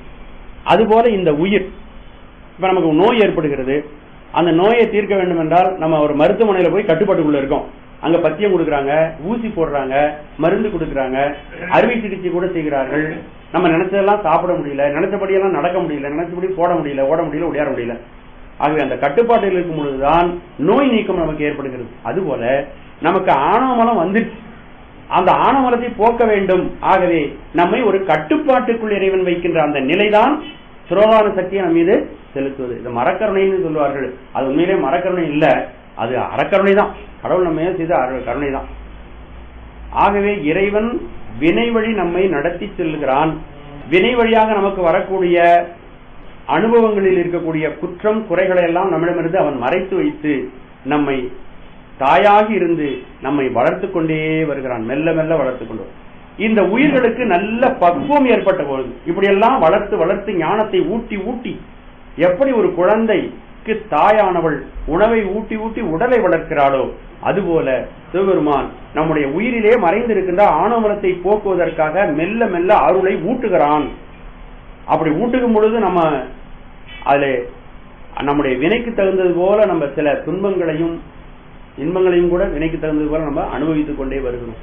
ஆனால் இறைவன் உயிர்களுக்கு எந்த தண்டனையும் வழங்குவதற்கு அவன் விரும்புவதே இல்லை. அவன் கருணை, பெருங்கருணையாளர், பெருங்கருணை தடங்கடல் அப்படின்னு மணிவாச பெருமான் சொல்லுகின்றார். ஆகவே இப்படி கருணையாக தாயாக இருந்து பக்குவப்படுத்தி பக்குவப்படுத்தி பக்குவப்படுத்தி உயிர்களிடம் இருக்கின்ற ஆணவமலத்தை மெல்ல மெல்ல அந்த உயிர்களிலிருந்து விலக்கி, கண்மமலத்தையும் மாயாமலத்தையும் விலக்கி இந்த உயிர்களை தூய நிலைக்கு அவன் எடுத்துச் செல்வதற்கு திரோதான சக்தியை பயன்படுத்துகிறான். ஆனா திரோதான சக்தியை பயன்படுத்தும் பொழுது இந்த உயிர்களுக்கு துன்பம் வருவதனாலே அதையும் ஒரு மலமாக பெரியவர் சொல்லியிருக்கிறார். முதல்ல 3 மலம் சொல்லியிருக்கேன், அப்ப 4வது மலத்தை விளக்கிட்டு இருக்கேன். அப்ப திரோதான சக்தியும் உபச்சாரமாக மலம் என்று சொல்லப்படுகிறது.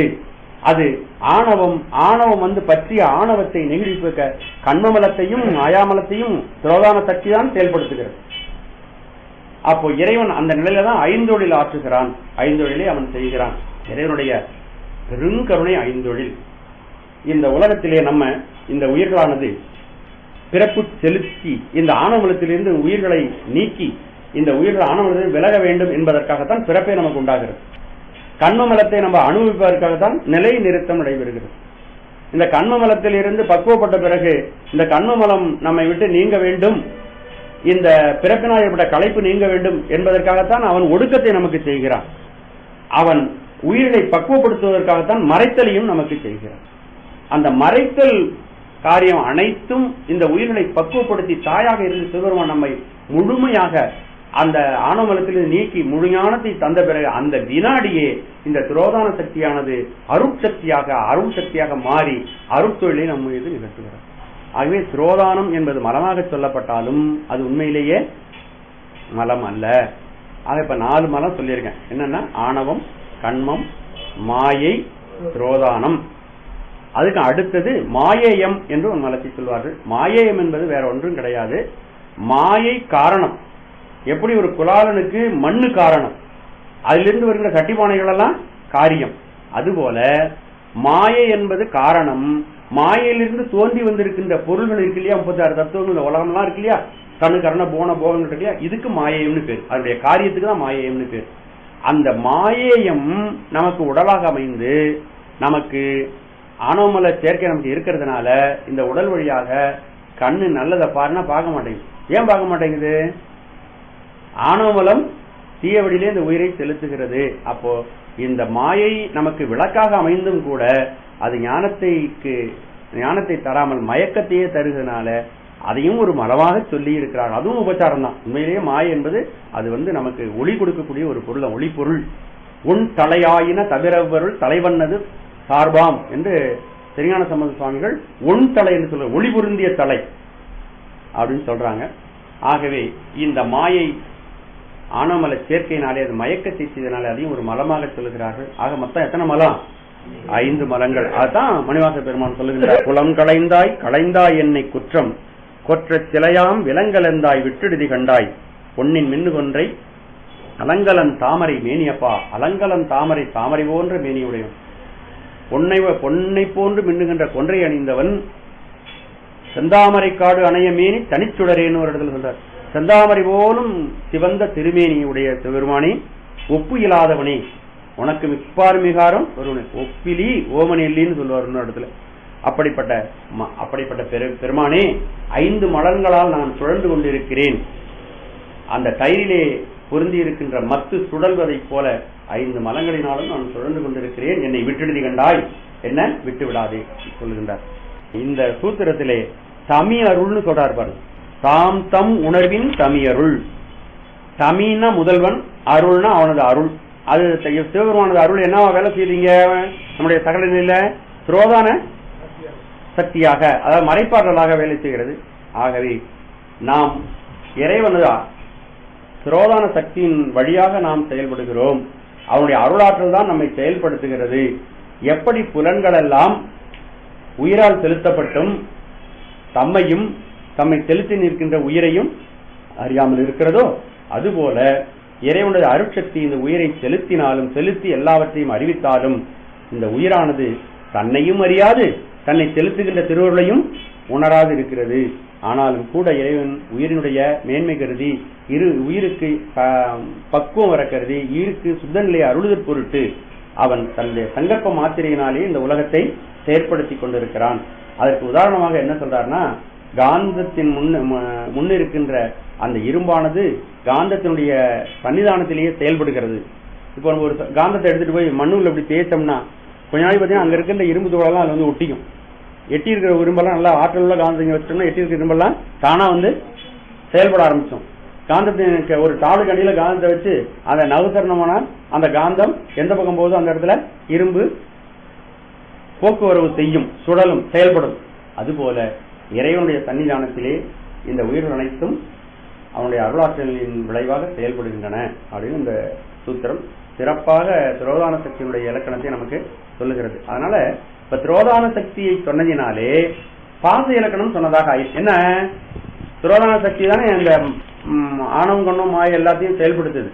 அதனால திரோதான சக்தியை சொன்னாலே இந்த மும்மலங்களையும் விளக்கியதாக ஆகிறது அப்படின்னு மெய்கண்டார் கருதி அவ்வளவு சுருக்கமாக ஒரே வார்த்தையில் சொல்லியிருக்கிறார். நான் அவ்வளவுதான் சொன்னதெல்லாம் அவர் தமி அருள், முதல்வனது திருவருள், முதல்வனது திரோதான சக்தி, அதுதான் இந்த பிரபஞ்சத்தை செயல்படுத்தி கொண்டிருக்கிறது என்று இதை மிக சிறப்பாக சொல்லி இருக்கிறார்.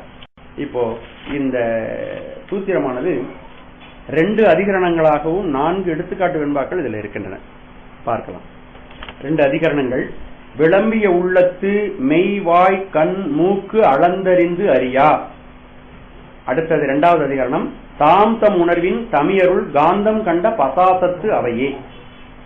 நடுவில் ஆங்கது போல இருக்கு, அந்த உயிரை போல, அந்த ஐம்புலன்களை போல அப்படின்னு அதை நம்ம எடுத்துக்கொள்ள வேண்டும். முதல் அதிகரணம் அதற்குரிய மேற்கோள். ஈண்டு உணர்வுகள் ஆன்மாவால் உணரும். உணர்வுகள்னா என்ன, யாருக்காவது தெரியுதா? 5 உணர்வுகள். 5 உணர்வுகள் 5 ஞானேந்திரியங்களெல்லாம் நமக்கு ஏற்படுகிறது. 5 உணர்வுகள் ஏற்படுகின்றன. கண்ணினால் என்ன உணர்வு ஏற்படுகிறது? உருவத்தை பார்க்கிறோம், கண்ணு உருவம்.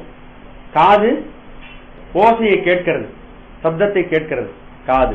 மூக்கு மனத்தை முகர்கிறது. வாய் சுவைகளை சுவைக்கிறது. மெய் சூடு குளிர்ச்சி போன்ற ஸ்பர்சத்தை அது உணர்கிறது. உணர்வுகள் 5 பொறிகளாலும் 5 உணர்வுகளை நாம் அடைகிறோம். அதான் இந்த உணர்வுகள் ஆன்மாவால் உணரும். சரி, இந்த தோல் தொடு உணர்ச்சி அறிந்தாலும் அந்த தொடு உணர்ச்சியினால் வரக்கூடிய குளிர் அல்லது சூட்டை எது உணரும்? ஆன்மாதான் உணரும். அந்த தோல் உணராது. ஏன்னா தோலுக்கு அந்த ஆற்றல் கிடையாது, அது ஜடம்.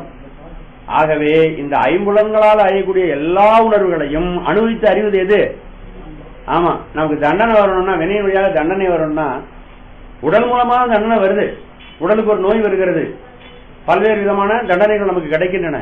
ஆனால் இந்த உடலோடு சேர்ந்திருக்கின்ற உயிர் தான் அந்த அனுபவங்களை அனுபவிக்கிறது, உடல் அனுபவிக்கிறது இல்லை. உடலுக்கு வந்தா அது என்ன பண்ண போகுது? அது ஜடம் தானே. ஆக உணர்வுகள் ஆன்மாவால் உணரும். ஆகவே இந்த ஞானேந்திரியங்கள் வழியாக வரக்கூடிய விடயங்கள், அந்த உணர்வுகளை எல்லாம் ஆன்மாவால் தான் இந்த ஐம்பொறிகளும் உணரும். ஆன்மாவின் அறிவு நிகழ்வதற்கு காரணமாகிய ஐம்பொறிகள் ஆன்மாவின் துணை கொண்டே உலக பொருள்களை நுகரும். இது நல்லா தெளிவா ஞாபகம் வச்சுங்க. இதுக்கு மேல வர்றதெல்லாம் இதனுடைய அடிப்படையில் தான் நம்ம புரிஞ்சுக்க போறோம். ஆக இந்த ஐம்பொறிகளுக்கு ஆன்மாவிற்கு அறிவு நிகழ்வதற்கு காரணமாகிய ஐம்பொறிகள் ஆன்மாவின் துணை கொண்டே உலக பொருள்களை உணரும். ஆன்மாவுக்கு 5 பொருளும் துணையாக இருக்கின்றன. இந்த ஒரே ஒரு முக்கியமான இன்னொரு விஷயம் என்னன்னா, இந்த உயிருக்கு பொறிகள் இல்லாட்டால் அறிவில்லை. ஆனால் அந்த பொறிகள் அதுக்கும் அறிவில்லை. ஆகவே இதற்குரிய ஏது அவற்றினான் ஆன்மா ஒன்றித்து காணின் அல்லது அவை ஒன்றையும் விடையாவாகலான்.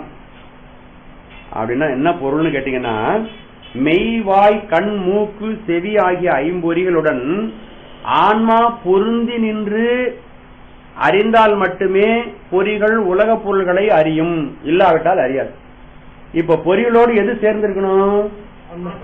ஆன்மா உயிரானது சேர்ந்திருக்கணும். ஆன்மானாலும் உயிரினாலும் ஆனா எந்த வார்த்தையை போட்டுட்டாலும் அதை பத்தி கவலைப்படாதீங்க. ஆகவே இந்த பொறிகளோடு உயிரானது சேர்ந்திருக்க வேண்டும். நான் வந்து கொண்டே இருக்கேன், கடத்தல வந்து கொண்டே இருக்கிறேன், நான் ஏதோ ஒரு சிந்தனையில் ஆழ்ந்திருக்கிறேன், நடந்து வந்துகிட்டே இருக்கேன், ஓரமா பைய கையில மாட்டிருக்கேன், நான் வந்துட்டு இருக்கேன். எதுக்கு பரமசிவம் வருகிறார்? ஆனால் என்னுடைய ஆன்மாவானது என்னுடைய சிந்தனையிலே ஒன்றி போய் இருப்பதினாலே எப்பொழுதெல்லாம் ஆன்மா பொறிகளோடு ஒன்று வருதோ அப்பொழுதுதான் அதனுடைய அனுபவம் நமக்கு கிடைக்கும். அப்படி அந்த ஆன்மாவானது பொறிகளில் ஒன்றாமல் அது வேறு ஏதாவது ஒன்றிலே தன்னுடைய கவனத்தை செலுத்திக் கொண்டிருக்கும் பொழுது கண்கள் திறந்திருந்தாலும் பார்க்காது, காதுகள் திறந்திருந்தாலும் கேட்காது, மூக்கு திறந்திருந்தாலும் வாசனையை உணராது. யாராவது மேல வந்து பட்டா கூட தெரியாது. அவன் நல்ல உணர்வுல வேற உணர்வுல இருக்கான்னு வச்சுங்களேன். அப்போ இந்த 5 பொறிகளும் செயல்பட்டாலும் ஆன்மா அவற்றை உணராது. இப்ப உணரணும்னா என்ன ஆகணும்னு கேட்டீங்கன்னா, பொறிகளோடு அந்த ஆன்மா பொருந்த வேண்டும். பொருந்தினா என்னங்க நீங்க வந்தீங்களே, ஒரு மஞ்சள் சட்டை போட்டுருந்தீங்க, கையில ஒரு பைய கூட வச்சிருந்தீங்களே, உங்களை பார்த்தேனே, இத்தனை மணிக்கு நீங்க போனீங்களே அப்படின்னா, ஆமா ரோட்ல நடந்து போனேன், ஆனா நான் ஒன்ன பாக்கலையா. ஏங்க எதுக்கு தாங்க வந்தேன்?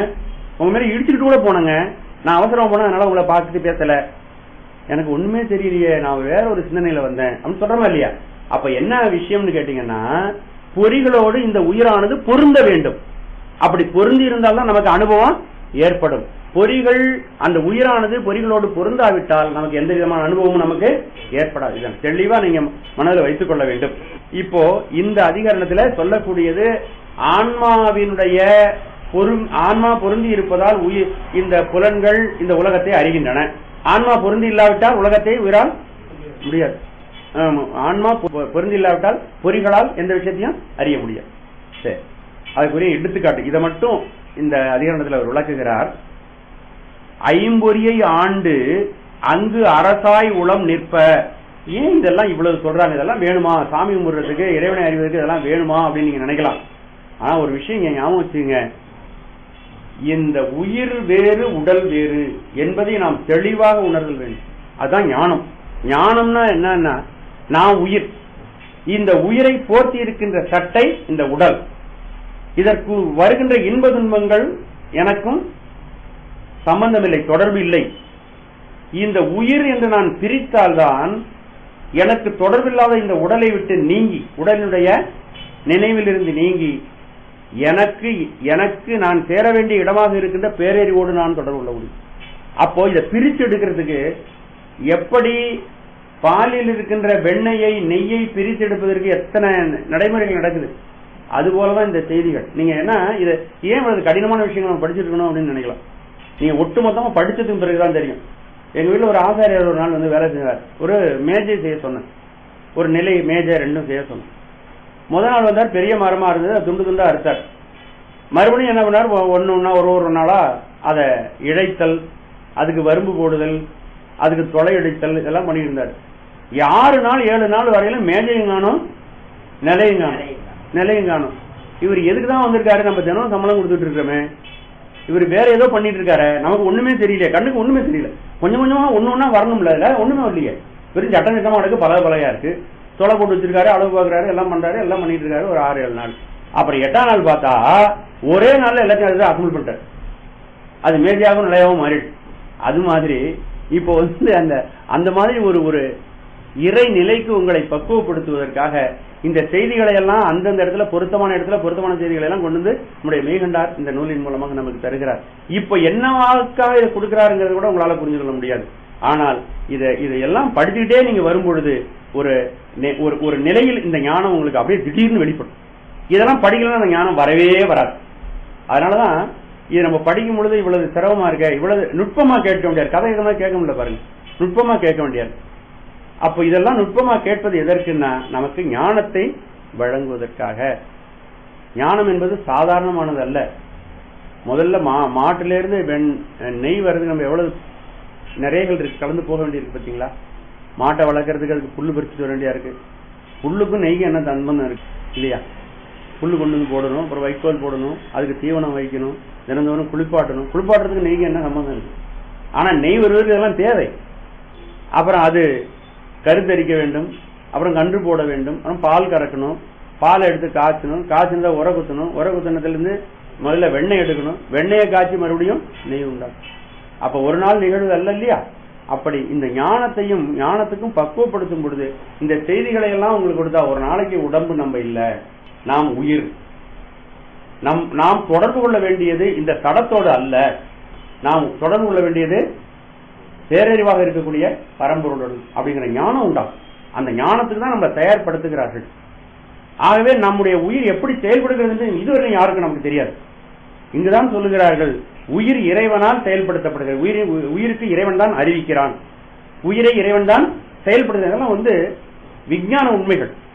விஞ்ஞான உண்மைகள் கண்டுபிடிக்கிறோம் இல்லையா? ஒரு தண்ணீர்ல ஒரு பொருளை போட்டா அந்த நிறைக்கு தகுதியான தண்ணீர் அதுல இருந்து வெளியேற்றப்படும். ஆர்குமெண்டிக் தத்துவம்னு சொல்றோம் இல்லையா? அதை நம்ம ஒத்துக்கிறோம். ஆனா இதுவும் அது மாதிரிதான்.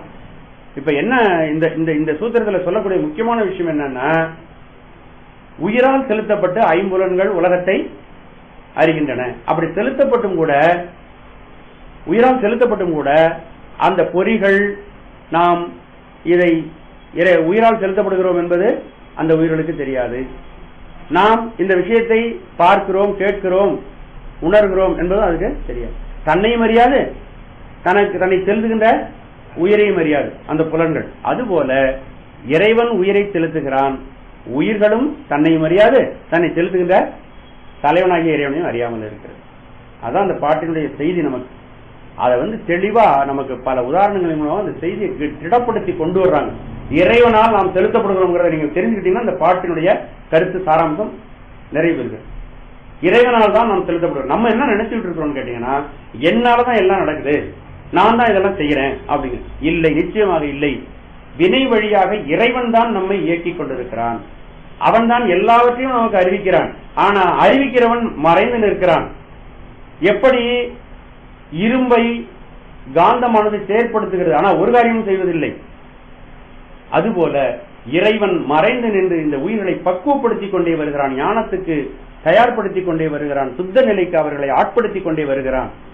இந்த உயிர்கள் அனைத்திற்கும் சாஸ்வதமான ஆனந்த அனுபவத்தை தர வேண்டும்.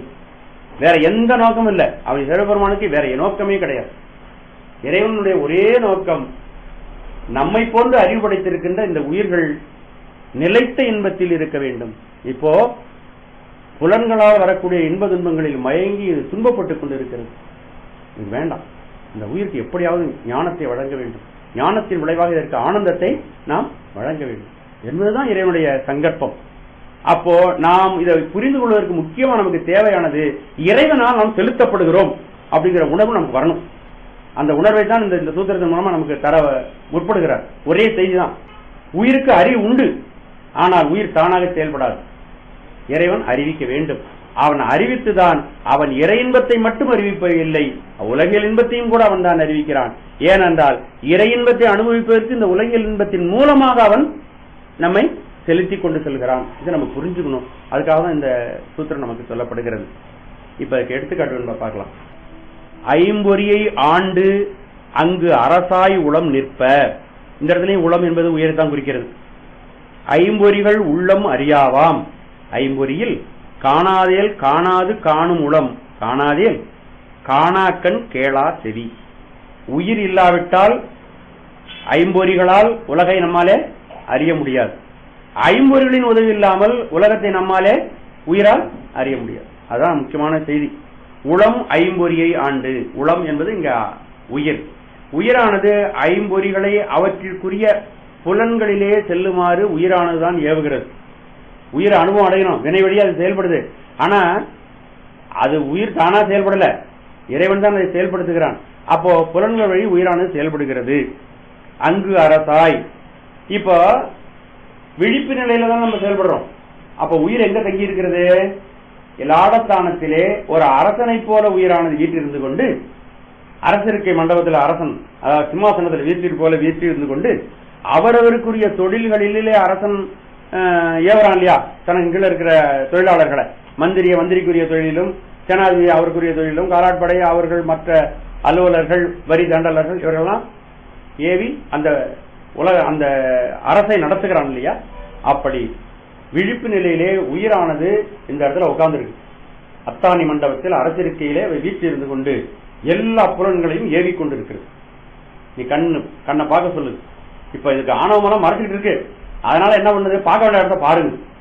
உயிரை ஏவுது. உயிரையும் ஏவக்கூடிய அந்த மறைப்பு, அறிவின்மை, அறியாமை உயிரை அந்த இடத்துல செலுத்துது, அப்படி கொண்டு போய் செலுத்து. ஆனா இவ்வளதையும் பார்த்துட்டு உள்ள ஒருத்தர் உட்கார்ந்துருக்காரு. யார் அவரு? பரம்பொருள் சிவபெருமான். அவன் தான் இந்த ஆணவ மலத்தை நெகிழ்விப்பதற்காக கொஞ்சம் கொஞ்சமா அதையும் வேலை செய்ய விடுறான். வேலை செய்ய விட்டு கரைக்கிறான். எப்பொழுதுமே ஒரு திடப்பொருள் இருக்குன்னு வச்சுங்க, அந்த திடப்பொருள் நீங்கணும்னா அந்த அதை போட்டு கரைக்கிறோம்ல, சோப்பு கரைக்க என்ன ஆகுது? சோப்பு காணாப்படுது. அதுபோல இந்த ஆணவத்தை தேய்ப்பதற்காக கண்மமலத்தையும் மாயமலத்தையும் இது நிகழ்விச்சு அதை போட்டு தேய்க்கிறான். பிறப்பு இறப்புகளாகி இன்ப துன்ப உணர்வுகளை தந்து நம்மளை போட்டு தேய்த்து அதை நம்மளை போட்டு கும்மி எடுக்கிறான். எடுக்கும் பொழுது என்ன ஆகுறது? நம்முடைய அழுக்குகள் களையப்பட்டு நாம் தூய்மை அடைகிறோம். அப்படி இறைவன் நம்மை செலுத்துகிறான். ஆனால் அப்படி செலுத்துகின்ற இறைவனை உயிரானது அறிவில்லை. அப்போ நிற்ப ஐம்பொறிகள் உள்ளம் அறியாவாம். அவ்வாறு ஏவப்பட்ட, அதாவது நனவு நிலையிலே உயிரானது லாடத்தானத்தில் இருந்து கொண்டு பொறிகளை எல்லாம் ஏவுகிறது. அப்படி ஏவப்பட்ட ஐம்பொறிகள் தம் தம் புலன்களை அறியும். எல்லாத்தையும் போய் பார்க்கும். உயிரால் ஏவப்பட்டு எல்லாத்தையும் அறியும். ஆனால் தம்மை செலுத்தி நிற்கும் ஆன்மாவை அவைகள் அறியாது. இது அரசனால் ஏவப்பட்டோர் அக்காரியத்தின் அளவில் செல்லுதல் அன்றி.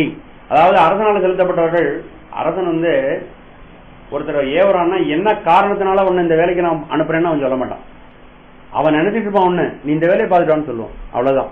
அதை தவிர அந்த ஏவலானுக்கு அந்த வேலையாளுக்கு ஏதாவது தெரியுமா? தெரியாது. அவன் எதிரி நாட்டுக்கு குண்டு கூட வைக்க சொல்லலாம். அவனை குண்டு தயாரிக்க சொல்லுவான். அவன் எதுக்குன்னு தெரியாது. அது எதிரி நாட்டினுடைய அழிவுக்கு கூட செய்யலாம். ஆனால் இந்த வேலையாளுக்கு அந்த குண்டை செய்யணுங்கிற அளவுக்கு தான் அவனுக்கு தெரியும். அதுக்கு மேல தெரியாது. இவன் இந்த எல்லையில கொண்டு வச்சுவான்னு இன்னொரு ஆளுக்கு சொல்லியிருப்பான். குண்டு எங்க செய்யப்பட்டதுன்னு அவனுக்கு தெரியாது. இன்னொருத்தன் குண்டுன்னு கூட தெரியாது, இதை போய் தீ வச்சுட்டுவான்னு சொல்லுவான். குண்டுன்னு கூட தெரியாது அவனுக்கு. அவன் தீ வச்சுட்டு வருவான். ஆக அரசன் தன்னுடைய வேலையாட்களுக்கு கட்டளையிடும் பொழுது அந்தந்த தொழில்களைத்தான் அவர் செய்வார்கள். அதை தவிர வேற ஒன்றும் செய்ய முடியாது. அப்படி அத்தானி மண்டபத்தில் இருக்கின்ற அந்த லாடத்தானத்தில் இருக்கின்ற உயிரானது இந்த புலன்களை எல்லாம் செலுத்துகிறது. அவைகள் அந்தந்த புலன்களுடைய தொழில்களை மட்டும் அறிகின்றன. இப்படி நமக்கு அனுபவம் வருகிறது. ஐம்பொறியிற்கானாதில், ஆக அந்த உயிரானது இந்த உலகத்தை ஒரு இடைப்பட்ட ஐம்பொறிகளின் வழியாகத்தான் அனுபவிக்கிறது. இந்த ஐம்பொறிகளும் உயிர்களுக்கு அனுபவத்தை தராவிட்டால் என்ன நடக்கும்? காணாது. ஒன்றையும் உயிரானது அனுபவிக்க முடியாது, எதையுமே அனுபவிக்க முடியாது. காணும் மூலம் காணாதியல், உணரும் தன்னுடைய ஆன்மா கருவிகளோடு. இப்போ அந்த கருவிகளில் உயிரால அறிய முடியாது. அந்த கருவிகளோடு ஆன்மா ஒன்றித்து இணைந்து செயல்படாவிட்டால் இந்த உயிருக்கு எந்த அனுபவமும் கிடையாது. உணரும் தன்னுடைய ஆன்மா கருவிகளோடு ஒன்றித்து உணரவில்லை, ஆனால் கண்ணு செவி முதலிய கருவிகளும் யாதொன்றையும் உணரமாட்டா. ஆகவே ஒரு அனுபவம் வரணும்னா முக்கியமா நமக்கு தெரிஞ்சு கொள்ள வேண்டியதுன்னா, உயிருக்கு இறைவன் கருவிகளின் மூலமாகத்தான் அறிவிக்கிறான். அப்போ இந்த உலகத்தை இந்த உயிரானது அறிய வேண்டும் என்றால் புலன்கள் அவசியம். புலன்களுடைய உதவி இல்லாமல் உயிரால் அறிய முடியாது. உயிர் இல்லாவிட்டால் புலன்களாலும் எதையும் அறிய முடியாது. இதெல்லாம் ஒன்றொன்றை பற்றிய உண்மைகள் நம்ம தெளிவாக உணர்ந்திருக்க வேண்டும். ஆகவே இதனால நம்ம தெரிந்து கொள்ளக்கூடியது என்னன்னா, இந்த உயிருக்கு கருவிகளும் கருவிகளுக்கு உயிரும் இன்றியமையாது தேவைப்படுகின்றன. கருவிகள் இல்லாமல் உயிரால் எதையும் அனுபவிக்க முடியாது.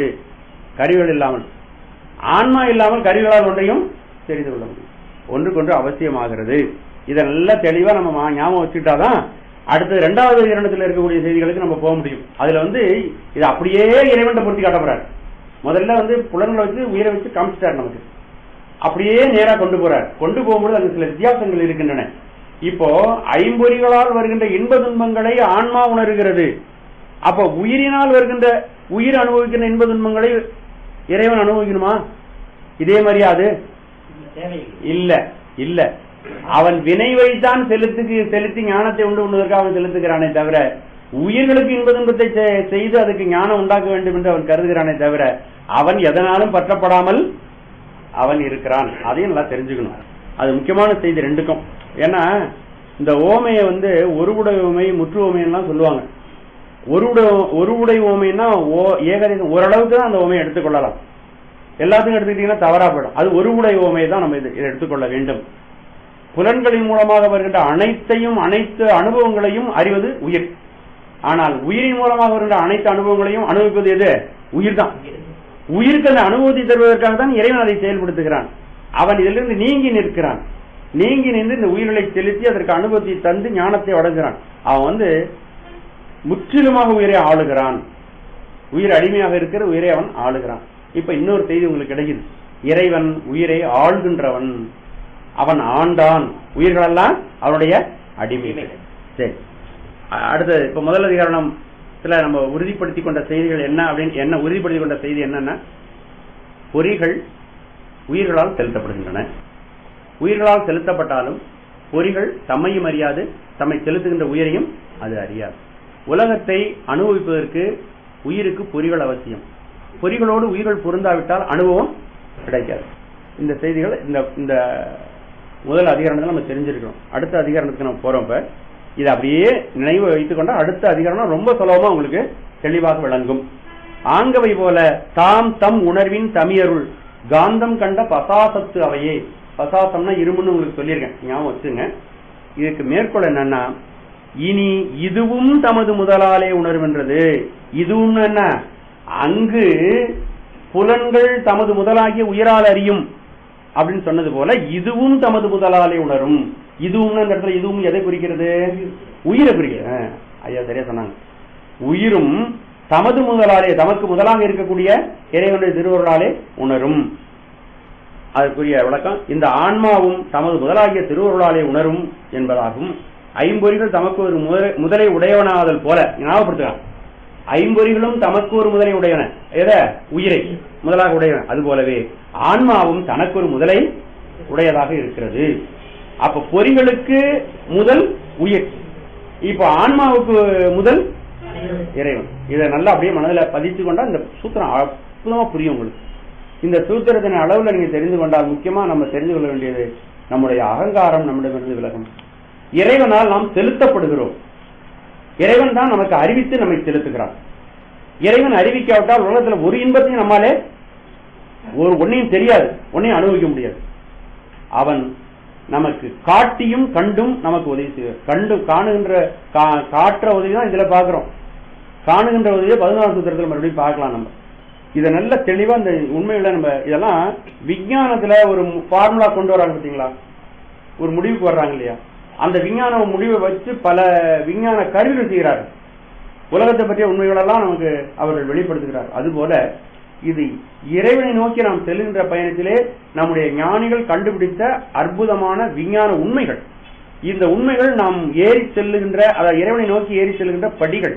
இந்த படியில ஸ்திரமா, ஒரு படியில் நம்ம ஸ்திரமா நிக்கணும். இந்த உயிருக்கு முதல் ஆன்மா போற்றி என் வாழ் முதல் ஆகிய பொருளே. அதுதான் மணிவாச பெருமான் சொல்றார். சைவ சித்தாந்தத்தையும் திருவாசகத்தையும் அப்படி அப்படி இணைத்து படிக்கணும், அப்பதான் ஸ்திரப்படும். போற்றி என் வாழ் முதலாகிய. ஆகவே இந்த ஐம்பொறிகளுக்கு முதல் உயிர், உயிருக்கு முதல் சிவபெருமான். இறைவன் வேண்டாம், சிவபெருமான் தான். சிவபெருமான் தான், அவனை தவிர ஒண்ணும் இறைவனே அவன் தான். ஆமா. ஆகவே அதை தெளிவாக அப்ப இந்த 2 அதிகரணங்களை நமக்கு சொல்லக்கூடிய உண்மை இதுதான். வாழ்க்கையில நீ அகங்காரத்தினால் நீ நீ என்று நினைத்துக் கொண்டிருக்கிறாயே, அதெல்லாம் பெரியவர்கள்லாம் அப்பன் நீ அம்மை நீ சொல்றாங்களா இல்லையா. கூறும் நாவே முதலாக கூறும் கரணம் எல்லாம் நீ, தேரும் வகை நீ, திகைப்பு நீ, தீமை நன்மை முழுதும் நீ, வேறொரு பரிசுங்கு ஒன்றில்லை மெய்மை உன்னை விரித்துரைக்கு, தேரும் வகையின் சிவலோகா திகைத்தால் தேற்ற வேண்டாம் சொல்றாங்க இல்லையா. அப்ப அவர்கள் நன்றாக உணர்ந்தவர்கள் எல்லாம் நீயே நீயேன்னு சொல்லுவாங்க. அப்ப அதுல உரைப்பு அதுல நம்ம சிறப்பட்டு நிக்கணும், எஸ்டாப்ளிஷ் ஆகி நிக்கணும். அதுல நம்ம நின்றுடணும். நின்றுட்டா நமக்கு வினையும் வராது. பழைய வினைகள் நம்ம உடல் உடாய் கழிந்து போயிட்டு கொண்டே இருக்கும். ஆக எவ்வளவு பெரிய அற்புதமான ஒரு செய்தியை நம்ம இந்த அஞ்ஞானத்தை படிக்கணும். ஒவ்வொரு சூத்திரமும் அப்படிதான். ஏன்னா நீங்க என்கிட்ட 7 வருஷம் இந்த பாடத்தை படிச்சிருக்கீங்க. எனக்கு தெரிஞ்சதெல்லாம் நான் உங்களோட பகிர்ந்துக்கணும். இந்த ஞானத்தை உங்கள்கிட்ட நான் வழங்கணும். நாள் ஆக ஆக ஞானத்தை இறைவன் அதிகமாக உணர்த்தி கொண்டே வருகிறான். அந்த செய்திகளை நம்ம எல்லாரும் தெரிஞ்சுக்கணும். இந்த 5ஆம் சூத்திரத்தை மட்டும் நல்லா தெளிவா படிச்சா இன்னைக்கே ஆங்காரம் இல்லாத ஒரு நிலையை நீங்க அடைஞ்சிருவீங்க. அப்ப ஏன் பிறவி வருது உங்களுக்கு? 10ஆம் சூத்திரம் போய் வந்தீங்கன்னா ஏகனாகி இறைவனை நிற்க மலமாயுதனோட வல்வினை இன்றே. ஏகனாகி நீ விடுவீர்கள். ஏகனாதல் என்றால் என்ன? நீ வேற நான் வேற இல்லாம எப்பொழுதும் இறைவனை நினைத்துக் கொண்டே இருக்கின்ற சிவமாம் தன்மையை விடுகிறோம். ஏகனாகி இறைவனை நிற்க. அப்ப இந்த நிலையில தான் அவன் என்ன உணர்த்துக்கிறானோ அதை செய்யறதான் இறைவனி. இப்ப நம்ம செய்யறதெல்லாம் இறைவனி கிடையாது. இப்ப செய்யறதெல்லாம் நம்முடைய தன்முனை கூட செய்யற காரியங்கள். அப்போ அவனும் நாமும் நான் வேற எனாதிருக்க நீ வேற இருக்க அப்படின்னு பெரியவர்கள் சொல்லுகிறார்கள். அவனும் நம்மளும் வேற இல்ல. அவனுடைய திருவுருளையே நம் மூலமாக செயல்படும். அப்போ அவன் என்ன உணர்த்துறானோ அதெல்லாம் நம்ம செய்வோம். அப்படித்தான் நம்முடைய அருளாளர்கள் எல்லாம் எல்லா காரியங்களையும் செய்திருக்கிறார்கள். அப்பர் பெருமான், ஸ்ரீஞான சம்பந்தமூர்த்தி, சுந்தரமூர்த்தி சுவாமிகள், மாணிக்கவாசக பெருமான் அவர்கள் இருந்ததே முக்தி நிலையில்தான், பெரும் பேற்று நிலையில தான் அவர்கள் இருந்திருக்கிறார். அவர்கள் 2 கல்யாணம் பண்ணிக்கலாம். நீங்க ஆராய்ந்து பார்த்தால், பெரிய புராணத்தை எடுத்து ஆராய்ந்து பார்த்தால் 2 திருமணமுமே அவர்கள் உடல் சம்பந்தம் இல்லாமல் அதை இறைவனாகவே நினைத்திருக்கிறார்கள். சார்ந்தனன் சங்கிலி மென்தோல் தடமுலை ஆர்ந்தனன் ஆமாத்தூர் ஐயன் அருளதே. அப்ப அவர் பெண்ணோடு இணைந்திருப்பது கூட ஆமாத்தூர் ஐயனுடைய அருளாகத்தான் அவர் பார்க்கிறார். பறவையாரை பார்த்தோம்னா இது சிவன் அருளோ அப்படின்னு சொல்றார். இது சிவன் அருளோ, சிவன் அருள் தான் அப்படி வந்திருக்கா. அப்ப ஒரு போக பொருள் கூட அவர்களுக்கு கண்ணுக்கு எப்படி தெரியுது? இறையா தெரியுது, இறைவனுடைய திருவருளாக தெரிகிறது. அப்போ அந்த நிலை உங்களுக்கு இந்த சூத்திரத்தின் மூலமா கிடைக்கும். இறையருளை உணர வேண்டும். எந்த போக பொருள் கண்ணுக்கு நேரம் வந்தா இது இறையருள். நம்ம அனுபவிக்கிறதெல்லாம் அவன் தானே அறிவிச்சு நம்ம அனுபவிக்கிறோம். அப்ப இறையருளினால் நாம் செய்த வினையின் காரணமாக நமக்கு வர்றதெல்லாம் பிரசாதம், அருள் அருள் அருள் அருள் நம்ம எடுத்துக்கொள்வோம். அப்ப வினையிலிருந்து எவ்வளவு வேகமா நம்ம விரைந்து வெளியே வருவோங்கிறது பாருங்க, நீங்க நினைச்சு பாருங்க. அதுக்காக தான் ஆயத்தப்படுத்துகிறார். ஏன்னா இது ஒரு நம்ம கேட்டு நம்ம புரிந்து கொள்வதற்கு கொஞ்சம் கடினமா இருக்கும் பொழுது நம்முடைய மனது ஏன் இவ்வளவு சிரமப்படணுமா அப்படிங்கிற மாதிரி எல்லாம் தோணும். அப்படி நினைக்க கூடாது. நினைச்சா ஏன்னா இது பல பிறவிகளை, உங்களுக்கு ஒவ்வொரு செய்தியும் பல பிறவிகளை நம்மிடமிருந்து, பிறவி துன்பங்களை நம்மிடமிருந்து அகற்றுகின்றன, வாரி கொட்டுது வெளியில. இப்ப நம்ம அந்தந்த இடத்துக்கு போயிட்டோம்னா, அந்தந்த இடத்தை உணர ஆரம்பித்து விட்டு அதை புரிந்து கொண்டு அந்தந்த இடத்துல நின்றுட்டோம்னா நம்ம இறைவனை மிக நெருக்கமாக அணைகிறோம், மிக நெருக்கமாக அவன்ட போகிறோம் என்றார். இனி இதுவும் தமது முதலாலேயே உணரும் என்றது. இந்த ஆன்மாவும் தனது முதலாகிய திருவருளாலே உணரும் என்பதை நாம் தெளிவாக உணர்ந்து கொள்ள வேண்டும். ஐம்பொறிகளுக்கு ஒரு முதல் இருக்கிறது. ஐம்பொறிகளுக்கு இருக்கக்கூடிய முதல் உயிர், அதுபோல உயிருக்கு இருக்கக்கூடிய முதல் சிவபெருமான் என்பதை நாம் தெளிவாக உணர்ந்து கொள்ள வேண்டும். அதுதான் மேற்கோள் சொல்லுகிறது. இதற்குரிய ஏது இந்த ஆன்மா தன்னாலே உணரும். ஆன்மா இந்த ஆன்மாவால் உணரும் இந்திரியங்களை போல தானும் தன்னை உணராது நிற்றலான். இதுதான் இதற்குரிய ஏது. அந்த ஏது என்ன சொல்லுதுன்னு கேட்டீங்கன்னா, ஆன்மாவால் உணர்ந்து வரும் ஐம்பொறிகள் முதலிய கருவிகள் தம்மைத்தாம் அறியாது. ஆன்மாவால் உணர்ந்து வருகின்ற ஐம்பொறிகள் தம்மைத்தாம் அறியாது, தமக்கு முதலாகிய உயிரையும் அறியாது. அக்கருவிகளை கொண்டு அறிந்து வருகின்ற ஆன்மாவும் தன்னைத்தான் அறியாது. கருவிகளால் அறிகிறது உயிர், தன்னையும் அறியாது, தன்னை செலுத்துகின்ற முதலையும் அறியாது. அப்படி நிற்கும்.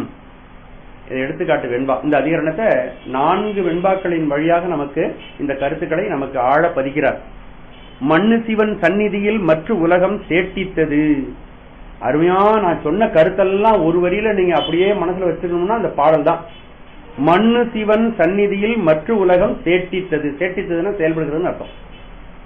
என்னும் மறையினியல் மறந்தாய் சொன்ன சிவன் கண்ணா உளம் வினையால் கண்டறிந்து நிற்கும் கான் என்னான் சிவன் அசத்தை இன்று. மண்ணு சிவன் சந்நிதியில், மண்ணுதல்னா நிறைவேற்றிருத்தல். சிவபெருமான்ல 3 சிவன் இதுல சொல்றார். மண்ணு சிவன், சொன்ன சிவன், என்னான் சிவன். சிவன் என்னான் அப்படின்னு பிரித்து பார்த்துக்கணும். இந்த இடத்துல மண்ணுதல்னா திரிபு இல்லாமல் நிலை பெற்றிருத்தல். திரிபு இல்லாமல் நிலை பெற்றிருத்தல். எல்லாத்துக்கும் திரிபு இருக்கு பாருங்க. 5 பொருளை பத்தி பேசுறோம். உயிர் திரிபு அடைகிறது. நம்ம கூட புலன் கூட சேர்ந்து வேற மாதிரி மாறிடுறோம். நம்ம ஆணவம் திரிவடைகிறது, பல்வேறு விதங்களில் செலவிடுகிறது. கண்மமலமும் திரிவடைகிறது. மாயாவனமும் திரிவடைகிறது. ஆனால் திரிவடையாத ஒரே பொருள் இது சிவம் தான். அதுதான் என்ன சொல்றாங்கன்னு கேட்டீங்கன்னா, செம்பொருள் திரிவடையாமல் இருப்பதினாலே சிவபெருமானுக்கு செம்பொருள். செம்பொருட்டுணிவே தீருடை கடலே செல்வமே சிவபெருமானே எம்பொருட்டுணி சிக்கனை பிடித்தேன் என்கிழந்து அருள்வதி. செம்பொருள் அப்படின்னா திரிவில்லாமல் இருக்கக்கூடியவன் சிவபெருமான் ஒருத்தன் தான். ஏன் இறைவன் அவருக்கு பேர் வச்சிருக்காங்க அப்படின்னு சொல்லுங்க பார்க்கலாம். இறைவன் அப்படின்னா இருத்தல் அப்படிங்கிற வேர்த்தொலினுடைய அடியாக வந்தது. எல்லாவற்றிலும் அவன் தங்கி இருக்கிறான். எல்லாவற்றிலும் தங்கி இருப்பதனாலே அவனுக்கு என்ன பேரு? இறைவன். சிவபெருமானுக்கு தான் இறைவன் பேரு, சிவபெருமானுக்கு தான் கடவுள்னு பேரு. அவன் எல்லாவற்றையும் கடந்தும் இருக்கிறான், எல்லாவற்றுக்குள்ளுமாகவும் அவன் இருக்கிறான். உள்ளும் இருக்கிறான், கடந்தும் இருக்கிறான். அதனால சிவபெருமான் தான் கடவுள். கடவுள்ங்கிற இலக்கணத்துக்குரியவன் யாருன்னா சிவபெருமான் தான். இறைவன்கிற இலக்கணத்துக்குரியவன் யார்? இறைவன் சொன்னாலே அது சிவபெருமான் தான் குறிக்கும். இறைவன் இங்க மண்ணு சிவன், மண்ணுதல், நிலை பெற்றிருத்தல், அதாவது திரிவின்றி நிலை பெற்றிருத்தல். அவன் தான் செம்பொருள். அப்படி செம்பொருளைத்தான், அப்படி செம்பொருளாக இருப்பதனால் மங்கள குணமுடையவனாக இருக்கிறான். ஆணவமலத்தினாலே அவன் பந்திக்கப்படாதவன்.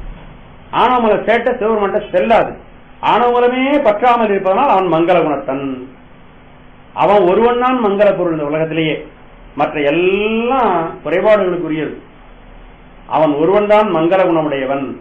அந்த மங்கள குணமுடையவனால்தான் சிவம் என்று பெயர். சிவம் என்பது மங்களம் என்று பொருள். நன்மையே வடிவானது, நன்றுடையானை தீயது இல்லானை. ஆகவே இந்த நிலை பெற்ற அவன் இருக்கிறானே, அவன்தான் சத்தாகவும் இருக்கிறான், சித்தாகவும் இருக்கிறான், ஆனந்தமாகவும். அடுத்த சுத்திரத்தில் அதை நான் தெளிவா சொல்றேன் உங்களுக்கு. ஆகவே அவன் பேரின்ப வடிவனாக அவன் இருக்கிறான். நிலை பெற்று இருக்கின்றவன், திரிவடையாமல் பேரின்ப வடிவனாக இருக்கக்கூடியவன் சிவபெருமான். அந்த சிவபெருமானுடைய சந்நிதியில், சந்நிதினா என்ன? முன்னிலையில் உலகம் சேட்டித்தது.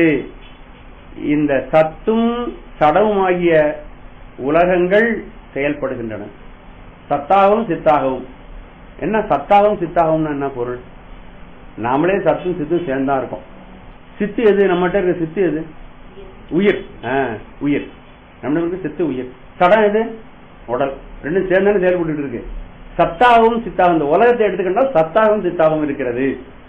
ஆகவே திரிபில்லாமல் நன்மையை வடிவான செம்பொருளாகிய சிவபெருமானது சந்நிதியில் சத்தும் அசத்துமாகிய இந்த உலகம் செயல்படுகின்றன. சங்கற்ப மாத்திரையினால அவன் ஒன்னும் கைய கால வச்சுக்கிட்டலாம் செயல்படுவதில்லை. என்னும் மறையின் இயல் மாணவனே நீ மறந்தாய். இதெல்லாம் இந்த விஷயங்களை மறை தெளிவாக உனக்கு சொல்லுகிறது. சிவபெருமான் திரிபில்லாமல் நிலை பெற்றிருக்கின்ற செம்பொருள். அவருடைய சந்நிதியிலே இந்த உலகமெல்லாம் செயல்படுகின்றன. அவன் சங்கற்ப மாத்திரையினாலே இந்த உலகத்தை செயல்படுத்த. பாருங்க, ஒரு அரசன் உட்கார்ந்துருக்கான். அவன் காலையில அரச சபைக்கு வர்றான். ஒரு அரை மணி நேரம் உட்கார்ந்துருக்கான்.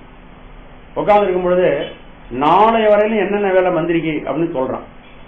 தளபதிக்கு சொல்றான், ஒற்றனுக்கு சொல்றான், மற்ற குடிப்படைகளுக்கெல்லாம் சொல்றான், நிர்வாகஸ்தர்களுக்கெல்லாம் சொல்றான்.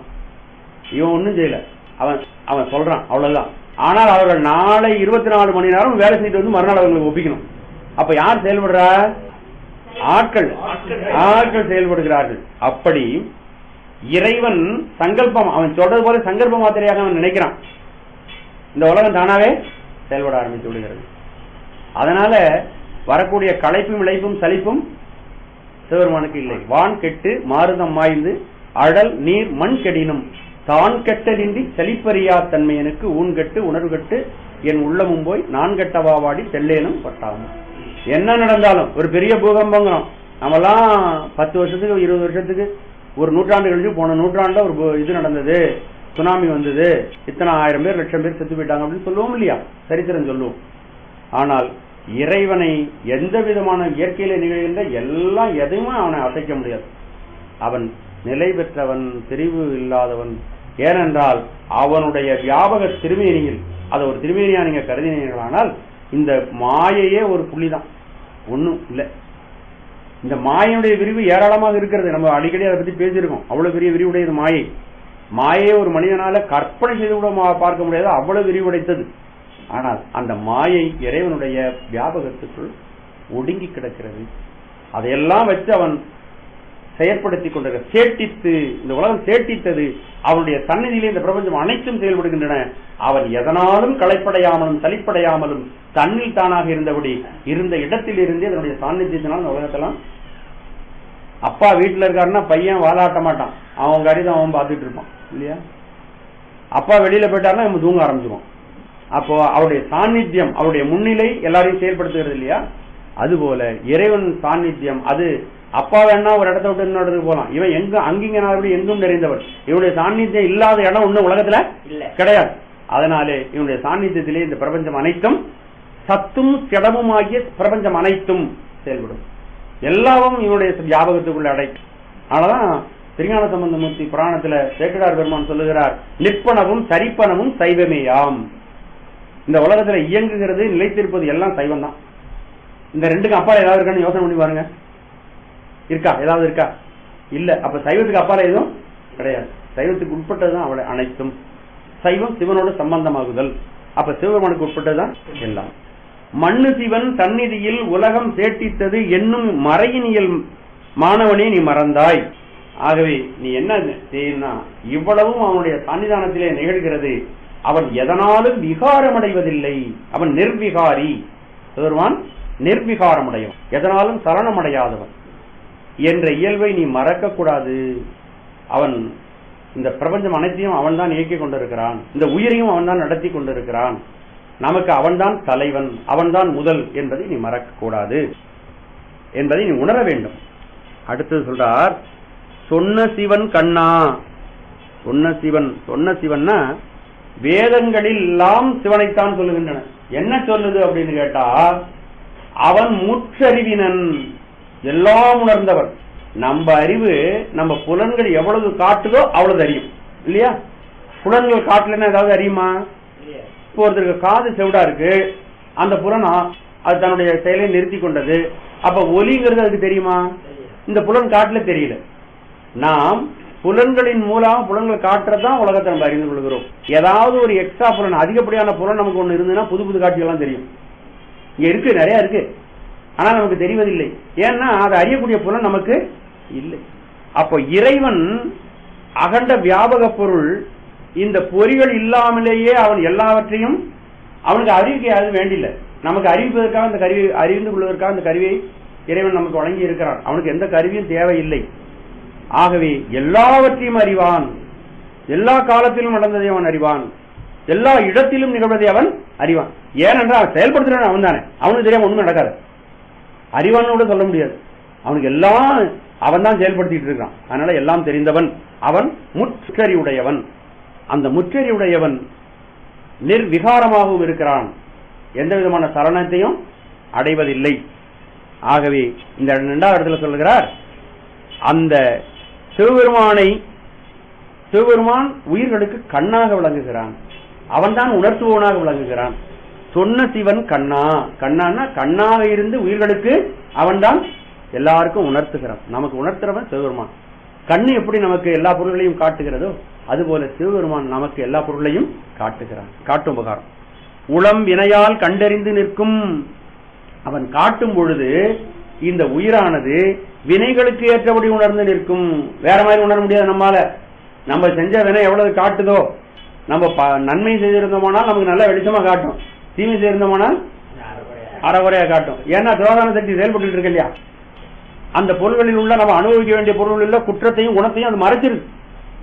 நம்ம ஏதோ ஒரு பொருளை சாப்பிட போறோம், அந்த பொருள் நமக்கு தீமை தர்றதா நல்லது தர்றதான்னு நமக்கு தெரியாது, அது மறைக்கப்பட்டிருக்கிறது.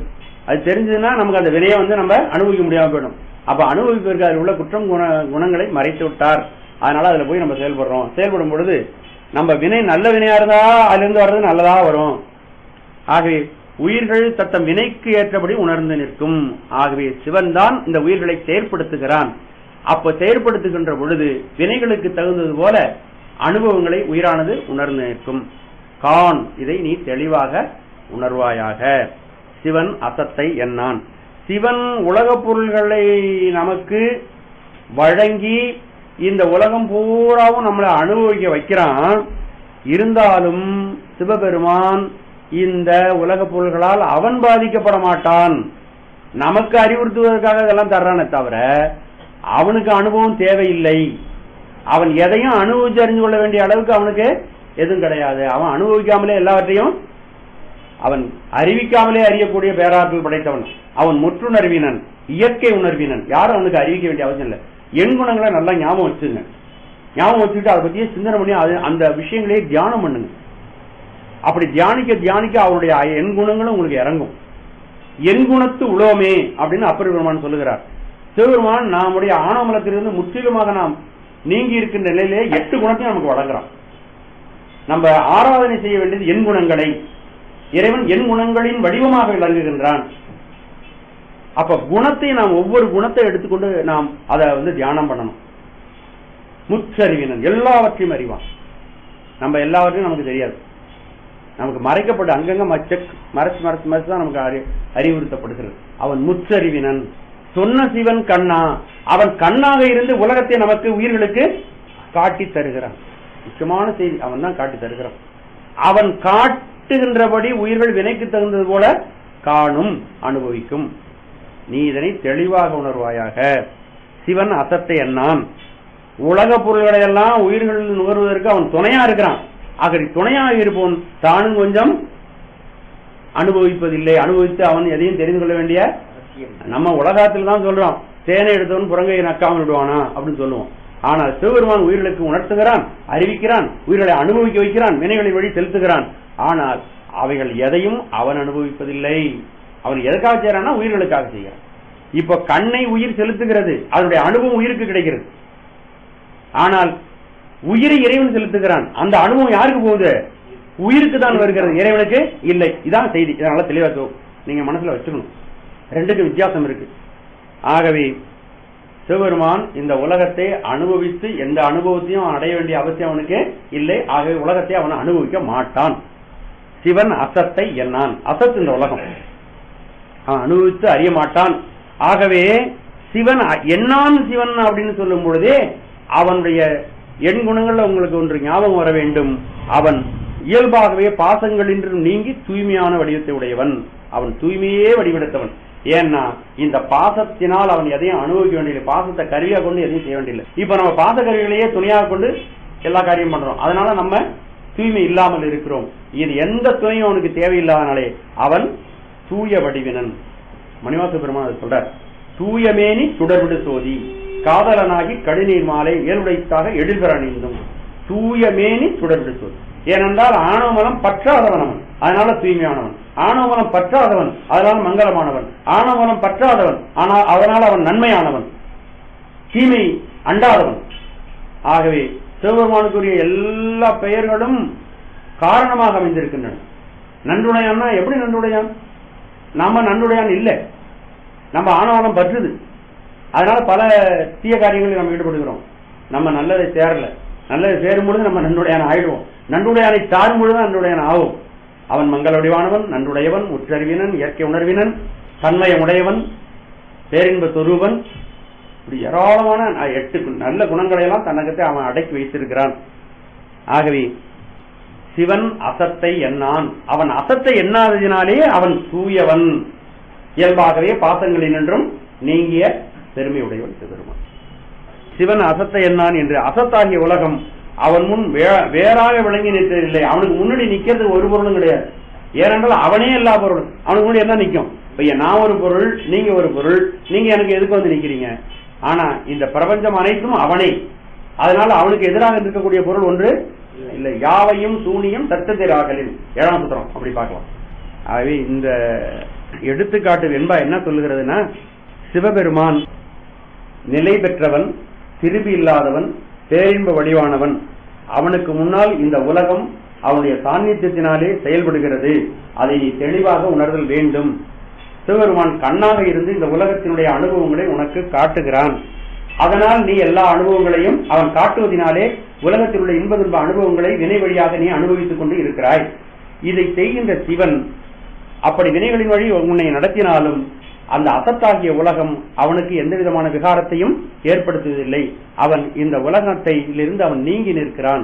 உலகத்தை அனுபவித்து அவன் எதையும் அறிந்து கொள்ள வேண்டிய அவசியம் அவனுக்கு இல்லை. அவன் இதிலிருந்து நீங்கி நிர்விகாரியாக இருக்கிறான் அப்படிங்கிற செய்தி இதில் சொல்லுகிறார். அடுத்த பாடல். வெய்யோன் ஒளியில் ஒடுங்கி விளங்காது வெய்யோனை ஆகாத மீன் போல மெய்யவனின் கண்டு கேட்டு உண்டு உயிர்த்து உற்றறியும் ஐம்புலனை கண்டு உடனாய் மண்ணுதலை கான். இப்ப இந்த பாடல்ல உள்ள கருத்துக்களை முதல்ல பார்த்துவோம். கொஞ்சம் கடினமான பாடல், அதனால கருத்துக்களை பார்த்து மறுபடியும் பாட்டை பார்க்கலாம்.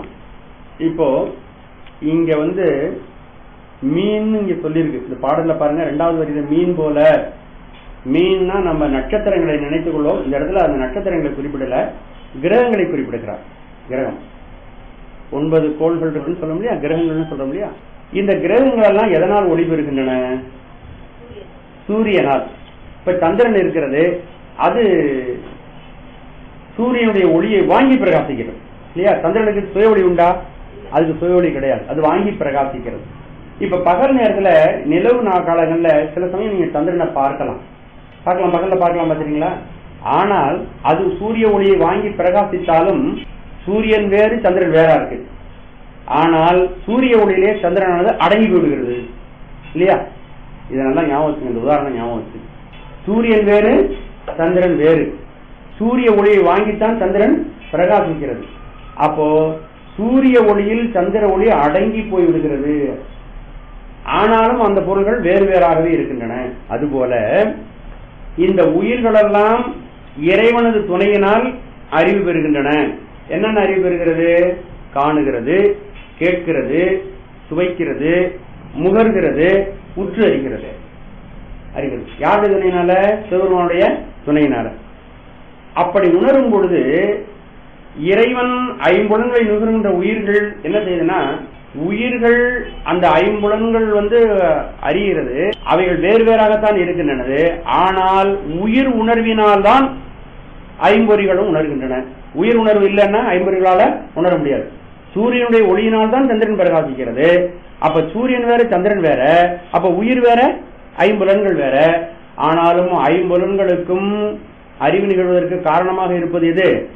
உயிர். அதுபோலவே நாம் உயிரானது எல்லா காரியங்களையும் செய்கிறது. இறைவனுடைய அருளினாலே தான் இந்த உயிரானது எல்லா காரியங்களையும் இறைவனுடைய அருளில் அடங்கி இருந்து எல்லாவற்றையும் உணர்கிறது. இறைவன் அருள் அடங்கி இருக்காவிட்டால், இறைவன் உயிரோடு உயிர் கலந்திருந்து உயிரை காட்டாவிட்டால் உயிரால எதையும் அறிந்து கொள்ள முடியாது. ஆனாலும் உயிர் வேறு இறைவன் வேறு. இதுதான் முக்கியமான செய்தி. உயிர் வேறு இறைவன் வேறு. ஆனால் உயிர் தனித்து எதையும் அறிய முடியாது. அப்ப இறைவனுடைய வியாபகத்துக்குள்ள அடங்கி இருந்து அவனுடைய அருளால் உயிரானது எல்லாவற்றையும் அறிகிறது. எப்படி சூரியனுடைய ஒளியில் அடங்கி இருந்து சந்திரன் பிரகாசிக்கிறதோ, சந்திரனும் சூரியனும் வேறு வேறு அடங்கி இருந்து பிரகாசிக்கிறதோ, அதுபோல இறைவனுடைய திருவருளிலே உயிரானது ஒடுங்கி இருந்து அது செயல்படுகிறது. அப்படி இருந்தும் உயிர் வேறு இறைவன்.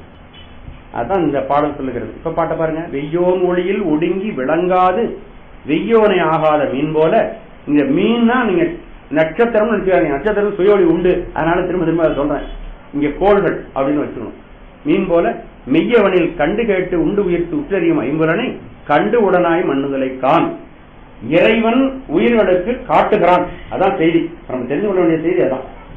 வெய்யோன் ஒளியில் ஒடுங்கி பகலவனது ஒளி பெற்று அவனது ஒளியில் அடங்கி விளங்காது அவனின் வேறாய் விளங்காமலும். பகலே 2 இருக்கு, சூரியன் இருக்கு, சந்திரன் இருக்கு, 2 வேற வேற பொருளா இருக்கு. ஆனாலும் அவனுடைய ஒளியிலே இந்த ஒளியானது அடங்கி போய் நிற்கிறது. அடங்கி போய் அவருடைய ஒளியை வாங்கி இது பிரகாசிக்கிறது.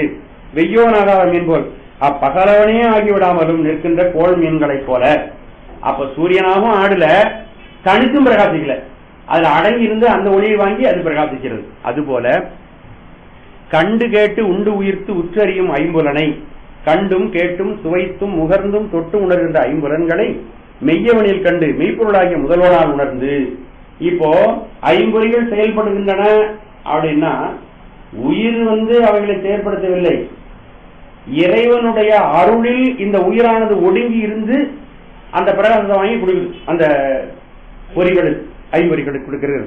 அப்படி இறைவனுடைய திருவருளில் ஒடுங்கி இருந்து இந்த உயிரானது ஒளி பெறுகிறது. அந்த ஒளியிலே ஐம்புலன்களும் செயல்படுகின்றன. உடனாய் மண்ணுதலை, அந்த இறைவனிலிருந்து இறைவனுடைய திருவருளில் ஒடுங்கி இருக்கிறது. அப்படி ஒடுங்கி இருந்தாலும் ஒடுங்கி இருந்து இறைவனுடைய பிரகாசத்தை பெற்று இந்த தானும் அந்த ஐம்புலன்களுக்கு தந்தாலும் இறைவன் வேறு உயிர்கள் வேறு. ஆனாலும் தனியாக பிரகாசிப்பதில்லை, இறைவனுடைய திருவருளாலே தான் இந்த உயிர்கள் பிரகாசிக்கின்றன. அப்படி பிரகாசிப்பதனால்தான் ஐம்புலன்களும் 5 பொறிகளுடைய விடயங்களை அறிகின்றன. அதான் செய்தி இந்த பாட்டுல. அவனின் வேறாயின் இல்லாமலும் அவனே ஆகி விடாமலும், வேறாகவும் இல்ல, அவனுடைய திருவருள்லாம் ஒடுங்கி கிடக்கு, வேறாகவும் இல்ல, அப்ப அவனே ஆயிடுதா, வேற இல்லைன்னா அவனே ஆயிடுதான்னா அவனையும் ஆக முடியாது. ஏன்னா என்றால் உயிரினுடைய தன்மை வேறு, இறைவனுடைய தன்மை வேறு. அவனது வியாபகத்துக்குள் அடங்கி அவனோடு உடனாய் நிலை பெறுதலை காண் நீ நன்றாக அறிவாயாக. அப்போ நமக்குன்னு ஒரு சக்தியும் கிடையாது, நமக்கு அறிவு உண்டு.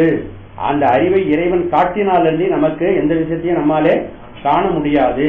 அப்போ அவனுடைய திருவருள் வியாபகத்தில் ஒடுங்கி நின்று நாம் ஆற்றலை பெறுகிறோம். அவனுடைய திருவருள் வியாபகத்தில் ஒடுங்கி நிற்காவிட்டால் நமக்கு எந்த விதமான ஆற்றலும் இல்லை. உயிரினுடைய ஆற்றலை கொண்டுதான் புலன்கள் செயல்படுகின்றன. அதுபோல இறைவனுடைய ஆற்றலின் மூலமாகத்தான் உயிரானது செயல்படுகிறது. இறைவனுடைய ஆற்றல் இன்றி உயிருக்கு எந்த விதமான செயல்பாடும் இல்லை, எந்த அறிதலும் இல்லை.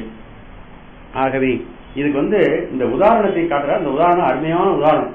ஏனென்றால் சைவ காட்டுற உதாரணத்தை மாற்றி எல்லாம் நம்ம உதாரணம் சொல்ல முடியாது. ஏனென்றால் எந்த உதாரணம் சொன்னாலும் இந்த உதாரணத்துக்கு மாறுபட்டு அந்த கருத்தை தெளிவாக நம்மளால உணர்ந்து கொள்ள முடியாது. இப்ப புதிதாக வருகின்ற பேச்சாளர்கள்லாம் சைவ சித்தாந்தத்தை புதுசாக கற்றுக்கிட்டு பல்வேறு விதங்கள்ல அதுக்கு இது பண்றாங்க. அதாவது எல்லாரும் சிரிக்கணும், அப்படி புரிஞ்சுக்கணும் அப்படிங்கிற மாதிரி சில செய்திகள் சொல்லுங்க.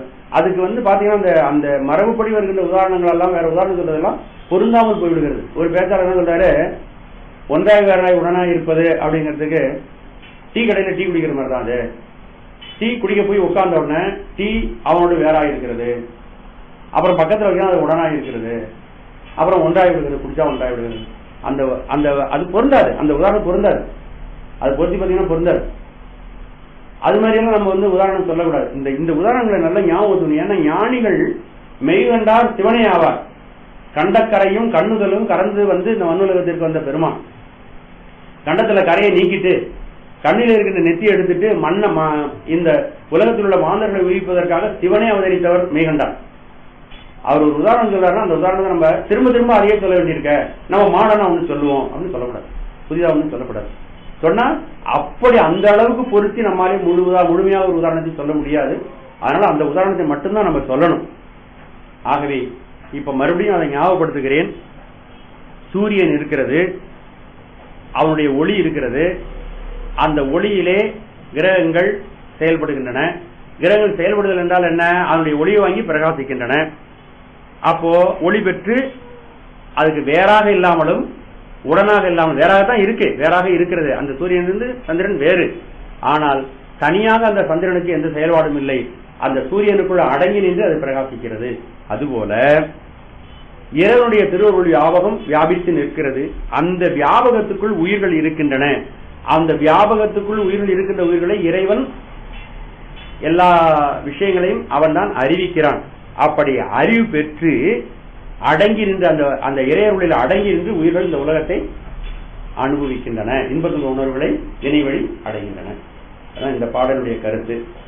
அடுத்த எடுத்துக்காட்டு வெண்பா. அந்த எடுத்துக்காட்டு வெண்பா இறைவனை விட்டு நீங்காத, என்றும் நீங்காத அவனது அருட்சக்தியை குறிக்கிறது. அருட்சக்தியை பற்றிய அற்புதமான செய்திகளை இந்த வெண்பா நமக்கு சொல்லுகிறது. அருள் உண்டாம் ஈசற்கு அது சக்தி அன்றே, அருளும் அவனன்றி இல்லை, அருள் இன்று அவன் அன்றே இல்லை, அருட்கண்ணார் கண்ணுக்கு இரவி போல் நிற்கும் அரண் ஏய்ந்து. ஏய்ந்துன்னா பொருந்தின்னு அர்த்தம். ஏய்ந்து அப்படின்னா பொருந்தி. சிவபெருமான் இல்லாமல் அருள் இல்லை, அருள் இல்லாமல் சிவபெருமான் இல்லை. அதான் இந்த பாட்டினுடைய சாரமான செய்தி. அருள் என்பது அவனுடைய கருணை. அப்ப சிவபெருமான் அதுக்கு உதாரணம் என்ன சொல்றாரு அப்படின்னு கேட்டீங்கன்னா, சூரியனும் சூரியனுடைய கதிர்களும், சூரியனும் சூரியனுடைய கதிர்களையும் நம்மால பிரித்து உணர முடியாது. நம்ம சூரியனை தெரிந்து கொள்வதற்கு அந்த கதிர்கள் தான் உதவுகின்றன. கதிர்களின் வழியாகத்தான் நாம் சூரியனை அறிகிறோம். அதுபோல சிவபெருமானை அறிவதற்கு அவனுடைய கருணையின் மூலமாகத்தான் அவனை அறிந்துள்ளோம். அந்த கருணை தான் அவனுடைய திருவருள் என்ற செய்தி இந்த பாடல்ல நமக்கு உணர்த்துகிறார். ஈசருக்கு இங்க ஒரு விஷயம் நம்ம பார்க்கணும். சிவபெருமானுக்கும் அவனுடைய அருளுக்கும் உடைய தொடர்பு சாதான்மியம். சாதான்மியம் சாதான்மியம் என்பதை தமிழில தற்கிழமை என்று சொல்வார்கள். இப்ப நம்ம உடல் இருக்கு, உடம்பிலே உள்ள உறுப்புகள் இருக்கின்றன. ரெண்டும் எப்படி இணைஞ்சிருக்கு? உடம்ப விட்டு கையை பிரிக்க முடியுமா? காலை பிரிக்க முடியுமா? தலையை பிரிக்க முடியுமா? பிரிக்க முடியாது. என்னுடைய வீடு, என்னுடைய மனைவி, என்னுடைய மகன் சொல்றேன், அதை பிரிக்க முடியாதா? அது பிரிதின் கிழமை. இப்ப என் உடம்போடய ஒட்டிக்கிட்டு இருக்கு, கை காலு தலை எல்லாம், இது தற்கிழமை என்று சொல்வார்கள். அதுபோல அந்த தற்கிழமை என்பதைத்தான் நம்ம தாதான்மியம் என்று சொல்கிறோம். தாதான்மியம் என்பதுல ஒரு பொருள் தான், ஆனால் அது இரு பொருள்களைப் போல தோன்றுகிறது, இரு பொருள்களாக செயல்படுகிறது. அப்போ அது ஒரு பொருள் தான் என்பதை நாம் தெளிவாக நினைவில் வைக்க வேண்டும். அது ஒருமையில் இருமை, அது என்ன சொல்லுவாங்க, தாதான்மியம் என்பதற்கு ஒருமையில் ஒரு பொருள் அது செயல்படும் பொழுது எப்படி பண்ணுது, இரண்டாக இருக்கிறது. ஒருமையில் இருமை, அதுக்கு என்ன சொல்றோம் நம்ம, தாதான்மியம். இதை நல்லா தெளிவா ஞாபகம் வச்சுங்க. இறைவனுக்கும் அவனுடைய கருணைக்கும் உள்ள தொடர்பு தாதான்மியம். பிரிக்க முடியுமா? முடியாது. உடம்புல இருந்து தலையை பிரிச்சுட்டா என்ன இருக்காது, உயிர் இருக்காது. அது உடம்புன்னு பேர் கிடையாது, வேற பேர் அது. ஆகவே அத ஒருமையில் இருமை அல்லது ஒன்றும் இருமை அப்படின்னு சொல்லலாம். நான் சொல்றதெல்லாம் நீங்க குறித்து வைக்கிறதே இல்லை இல்லையா, அப்படி வச்சுட்டாலும் அது பிற்காலத்துக்கு வந்து இது முக்கியமான செய்திகள் மட்டும். ஒருமையில் இருமை அல்லது ஒன்றம் இருமை, இது சாதாரண சம்பந்தம் என்று பெயர். பிரிக்க முடியாத தொடர்பு. பிரித்தா அந்த பொருளை ரெண்டு பொருளும், இந்த பொருளும் இல்லை அந்த பொருளும் இல்லை. இன்னொரு சம்பந்தம் இருக்கிறது, அது அத்துவித சம்பந்தம். அதை பத்தி நம்ம விளக்கிருக்கோம், 2ஆம் சூத்திரத்திலே உங்களுக்கு விளக்கிருக்கேன். இந்த இடத்துல நான் அதை சொல்லணுங்கிறதுக்காக உங்களுக்கு அதை சொல்றேன். அதுக்கு அத்துவித சம்பந்தம் என்று பெயர். அது ஒரு பொருளையே இரு பொருளாக செயல்படுதல் தாதான்மியம், ஒன்றன் இருமை, ஒருமையில் இருமை. இங்க என்னன்னு கேட்டீங்கன்னா ரெண்டு பொருள் ஒரு பொருளாக செயல்படுதல். குழம்பிடும், ஞாபகம் வச்சுக்கணும். இதுக்கு அத்துவிதம்னு பேரு, இரண்டன் ஒருமைன்னு சொல்லுவாங்க. ரெண்டு பொருள், ஆனால் கலப்பினால் அவைகள் ஒன்றாக இருக்கின்றன, அதையும் பிரிக்க முடியாது. சிவபெருமான் உயிரிலே கலந்திருக்கிறான். அப்படி கலந்திருக்கிறவன் பொருளின் தன்மையால் வேறாகவும் இருக்கிறான். சிவபெருமான் வேற, உயிர் வேற. ஆனா கலப்பினால் அவன் ஒன்றாக இருக்கிறான், செலுத்தும் தன்மையினால் அவன் உடனாகவும் இருக்கிறான். அப்போ ரெண்டு பொருள் இருக்கு, ஆனா ரெண்டு பொருளா இல்லாம ஒரு பொருளை போல கலந்து இருக்கிறது. இரண்டன் ஒருமை அல்லது இருமையில் ஒருமை. அந்த சம்பந்தம் என்ன, அதுக்கு அந்த தொடர்புக்கு என்ன பேரு, அத்துவித சம்பந்தம். உடல் உயிர் போல அதுக்கு சொல்லலாம். உடலும் உயிரும், உடலிலே உயிரானது கலந்து இருக்கிறது. எந்த இடத்துல உயிர் இருக்கு இல்லைன்னு சொல்ல முடியாது. எந்த இடத்துக்குனாலும் வலிக்குது பாருங்க, முடிய பிடிச்சிருந்தாலும் வலிக்குதா? அப்ப உயிர் எங்கேயும் விரைவி இருக்கு. அப்ப உயிர் உடலிலே கலந்து இருக்கிறது, பிரிச்சா இருப்பு இல்லை. அப்படி இறைவன் உயிரோடு கலந்து இருக்கிறான், கலப்பினால் ஒன்றாக இருக்கிறான், பிரிக்கவே முடியாது. அதான் அத்துவித சம்பந்தம். இதை பத்தி நம்ம நிறைய 2ஆம் சூத்திரத்தில் விளக்கமா சொல்லியிருக்கேன். இப்ப சுருக்கமா அந்த செய்தியை சொல்லுகிறேன். இந்த ரெண்டையும் நல்லா தெளிவா தெரிந்து கொள்ள வேண்டும். தாதான்மிய சம்பந்தம், அத்துவித சம்பந்தம். தாதான்மிய சம்பந்தம் என்பது இறைவனுக்கும் அவனுக்கு அருளுக்கும் உள்ள தொடர்பு. அத்துவித சம்பந்தம் என்பது இறைவனுக்கும் உயிருக்கும் உள்ள தொடர்பு. நான் அப்படியே பிரிச்சு உங்களுக்கு சொல்றேன் தெளிவா. இந்த அளவுக்குலாம் எனக்கு சொல்லி விடுக்கல ஒருத்தரும், நீங்க புரிஞ்சுக்கணும் அப்படிங்கிறதுக்காக. ஆகவே இந்த ரெண்டு தொடர்புகளையும் நன்றாக ஞாபகம் வைத்துக் கொள்ள வேண்டும். ரெண்டையும் பிரிக்க முடியாது. இரண்டன் ஒருமை, ஒன்றன் இருமை அப்படி அதை சொல்லலாம். ஒன்றன் இருமை அப்படிங்கறதா தாதான்மியம், இரண்டன் ஒருமை என்பது அத்துவிதம். இப்ப பாட்டை பார்க்கலாமா? ஈசற்கு அருள் உண்டாம். இறைவனுக்கு என்ன அருள்? அருள்ங்கிறது என்ன அப்படின்னா, இறைவன் உயிர்களை உய்வித்தல் வேண்டும் என்ற இரக்கம் உள்ளது, அந்த கருணை இருக்கு பார்த்தீங்களா, அதுதான் அருள். அறிவினான் ஆவதுண்டோ பிரிதின் நோய் தன்னோய் போல் போற்றா கடை. ஒருத்தருக்கு அறிவு அதிகமா இருக்கு அப்படின்னா அதன் விளைவாக வர வேண்டியது அருள். ஆகவே இறைவன் பேரறிவுடைத்தவனாக இருக்கிறான். அவனுக்கு யாரும் அறிவிக்க வேண்டிய அவசியமே இல்லை. அவன் கற்சுதந்திரன், அதனாலே அவன் பெரும் கருணையாளனாக இருக்கிறான். அவன் அறிவு எவ்வளவு வியாபகமானதோ அவ்வளவு வியாபகமானதோ அவனுடைய கருணையும். பெருங்கருணை கடல் கடல் அப்படின்னு மணிவாசக பெருமானதை சொல்லுகிறார். ஈதற்கு அருள் உண்டாம். சிவபெருமானுக்கு இந்த உயிர்களை உய்விக்க வேண்டும் என்ற கருணை உண்டு. அந்த கருணை அவனிலிருந்து பிரியாதது, அவனே ஆனது. அதுக்குதான் நம்ம என்ன பேர் சொல்றோம்னா, அது சக்தி அன்றே, அதுதான் சக்தி என்று நம்மால் வழங்கப்படுகிறது. அந்த இரக்கம் அவனது சக்தி அன்றி வேறு அன்று. அன்றே அருளும் அவன் அன்றி இல்லை. அதுபோலவே அவனுடைய கருணை இருக்கிறதே, அந்த கருணைக்கு இருப்பு இறைவன் தான். அவன் இல்லாமல் அவனுடைய கருணை இல்ல, ரெண்டையும் பிரிக்க முடியாது. அருள் இன்றி அவன் இல்லை, அவன் இருக்கிறதுல அருளும் இருக்கும், பிரிக்கவே முடியாது. அருள் இன்று அவன் இல்லை. இது இந்த சொன்ன விஷயம் இருக்க. இப்போ இந்த வெண்பாவில் கிட்டத்தட்ட 2.5 வரியில இப்ப நான் சொன்ன விஷயம் அடங்கியிருக்கு. இறைவனுடைய அருள் என்பது அவனுடைய கருணை, அந்த கருணையை அவனிடமிருந்து பிரிக்க முடியாது. கருணையை அவனிடமிருந்து பிரிக்க முடியாது, அவனிலிருந்து கருணையையும் பிரிக்க முடியாது. முடிஞ்சு போச்சு 2.5 வரியில. இந்த உண்மை யாருக்கு தெரியும் அப்படின்னு அடுத்த கேள்வி. இந்த உண்மை அவனிடமிருந்து பராசக்தியை பிரிக்க முடியாது என்ற உண்மை அருட்கண்ணை உடையவர்களுக்கே தெரியும், மற்றவர்களுக்கு தெரியாது. இறைவனுடைய அருள் பெற்றவர்களுக்கு தான் இதை தெளிவாக உணர்ந்து கொள்வார்கள், மற்றவர்களால் இதை தெளிவாக உணர்ந்து கொள்ள முடியாது. அருட்கண்ணார் கண்ணுக்கு இறைவன் திருவருளையே தனது கண்ணாக யார் ஒருவன் காணுகிறானோ அவனுக்கு இது தெரியும். எப்படி தெரியும்னு கேட்டீங்கன்னா, அரண் ரவி போல் ஏய்ந்து நிற்கும் இந்த கதிரவன் சூரியன் இருக்கிறானே, அவனுடைய கிரணங்களோடு அவன் பிரிப்பில்லாமல் இருக்கிறான். அப்ப சூரியனை தெரிந்து கொள்வதற்கு அவனுடைய கிரணங்கள் தான் நமக்கு உதவுகின்றன.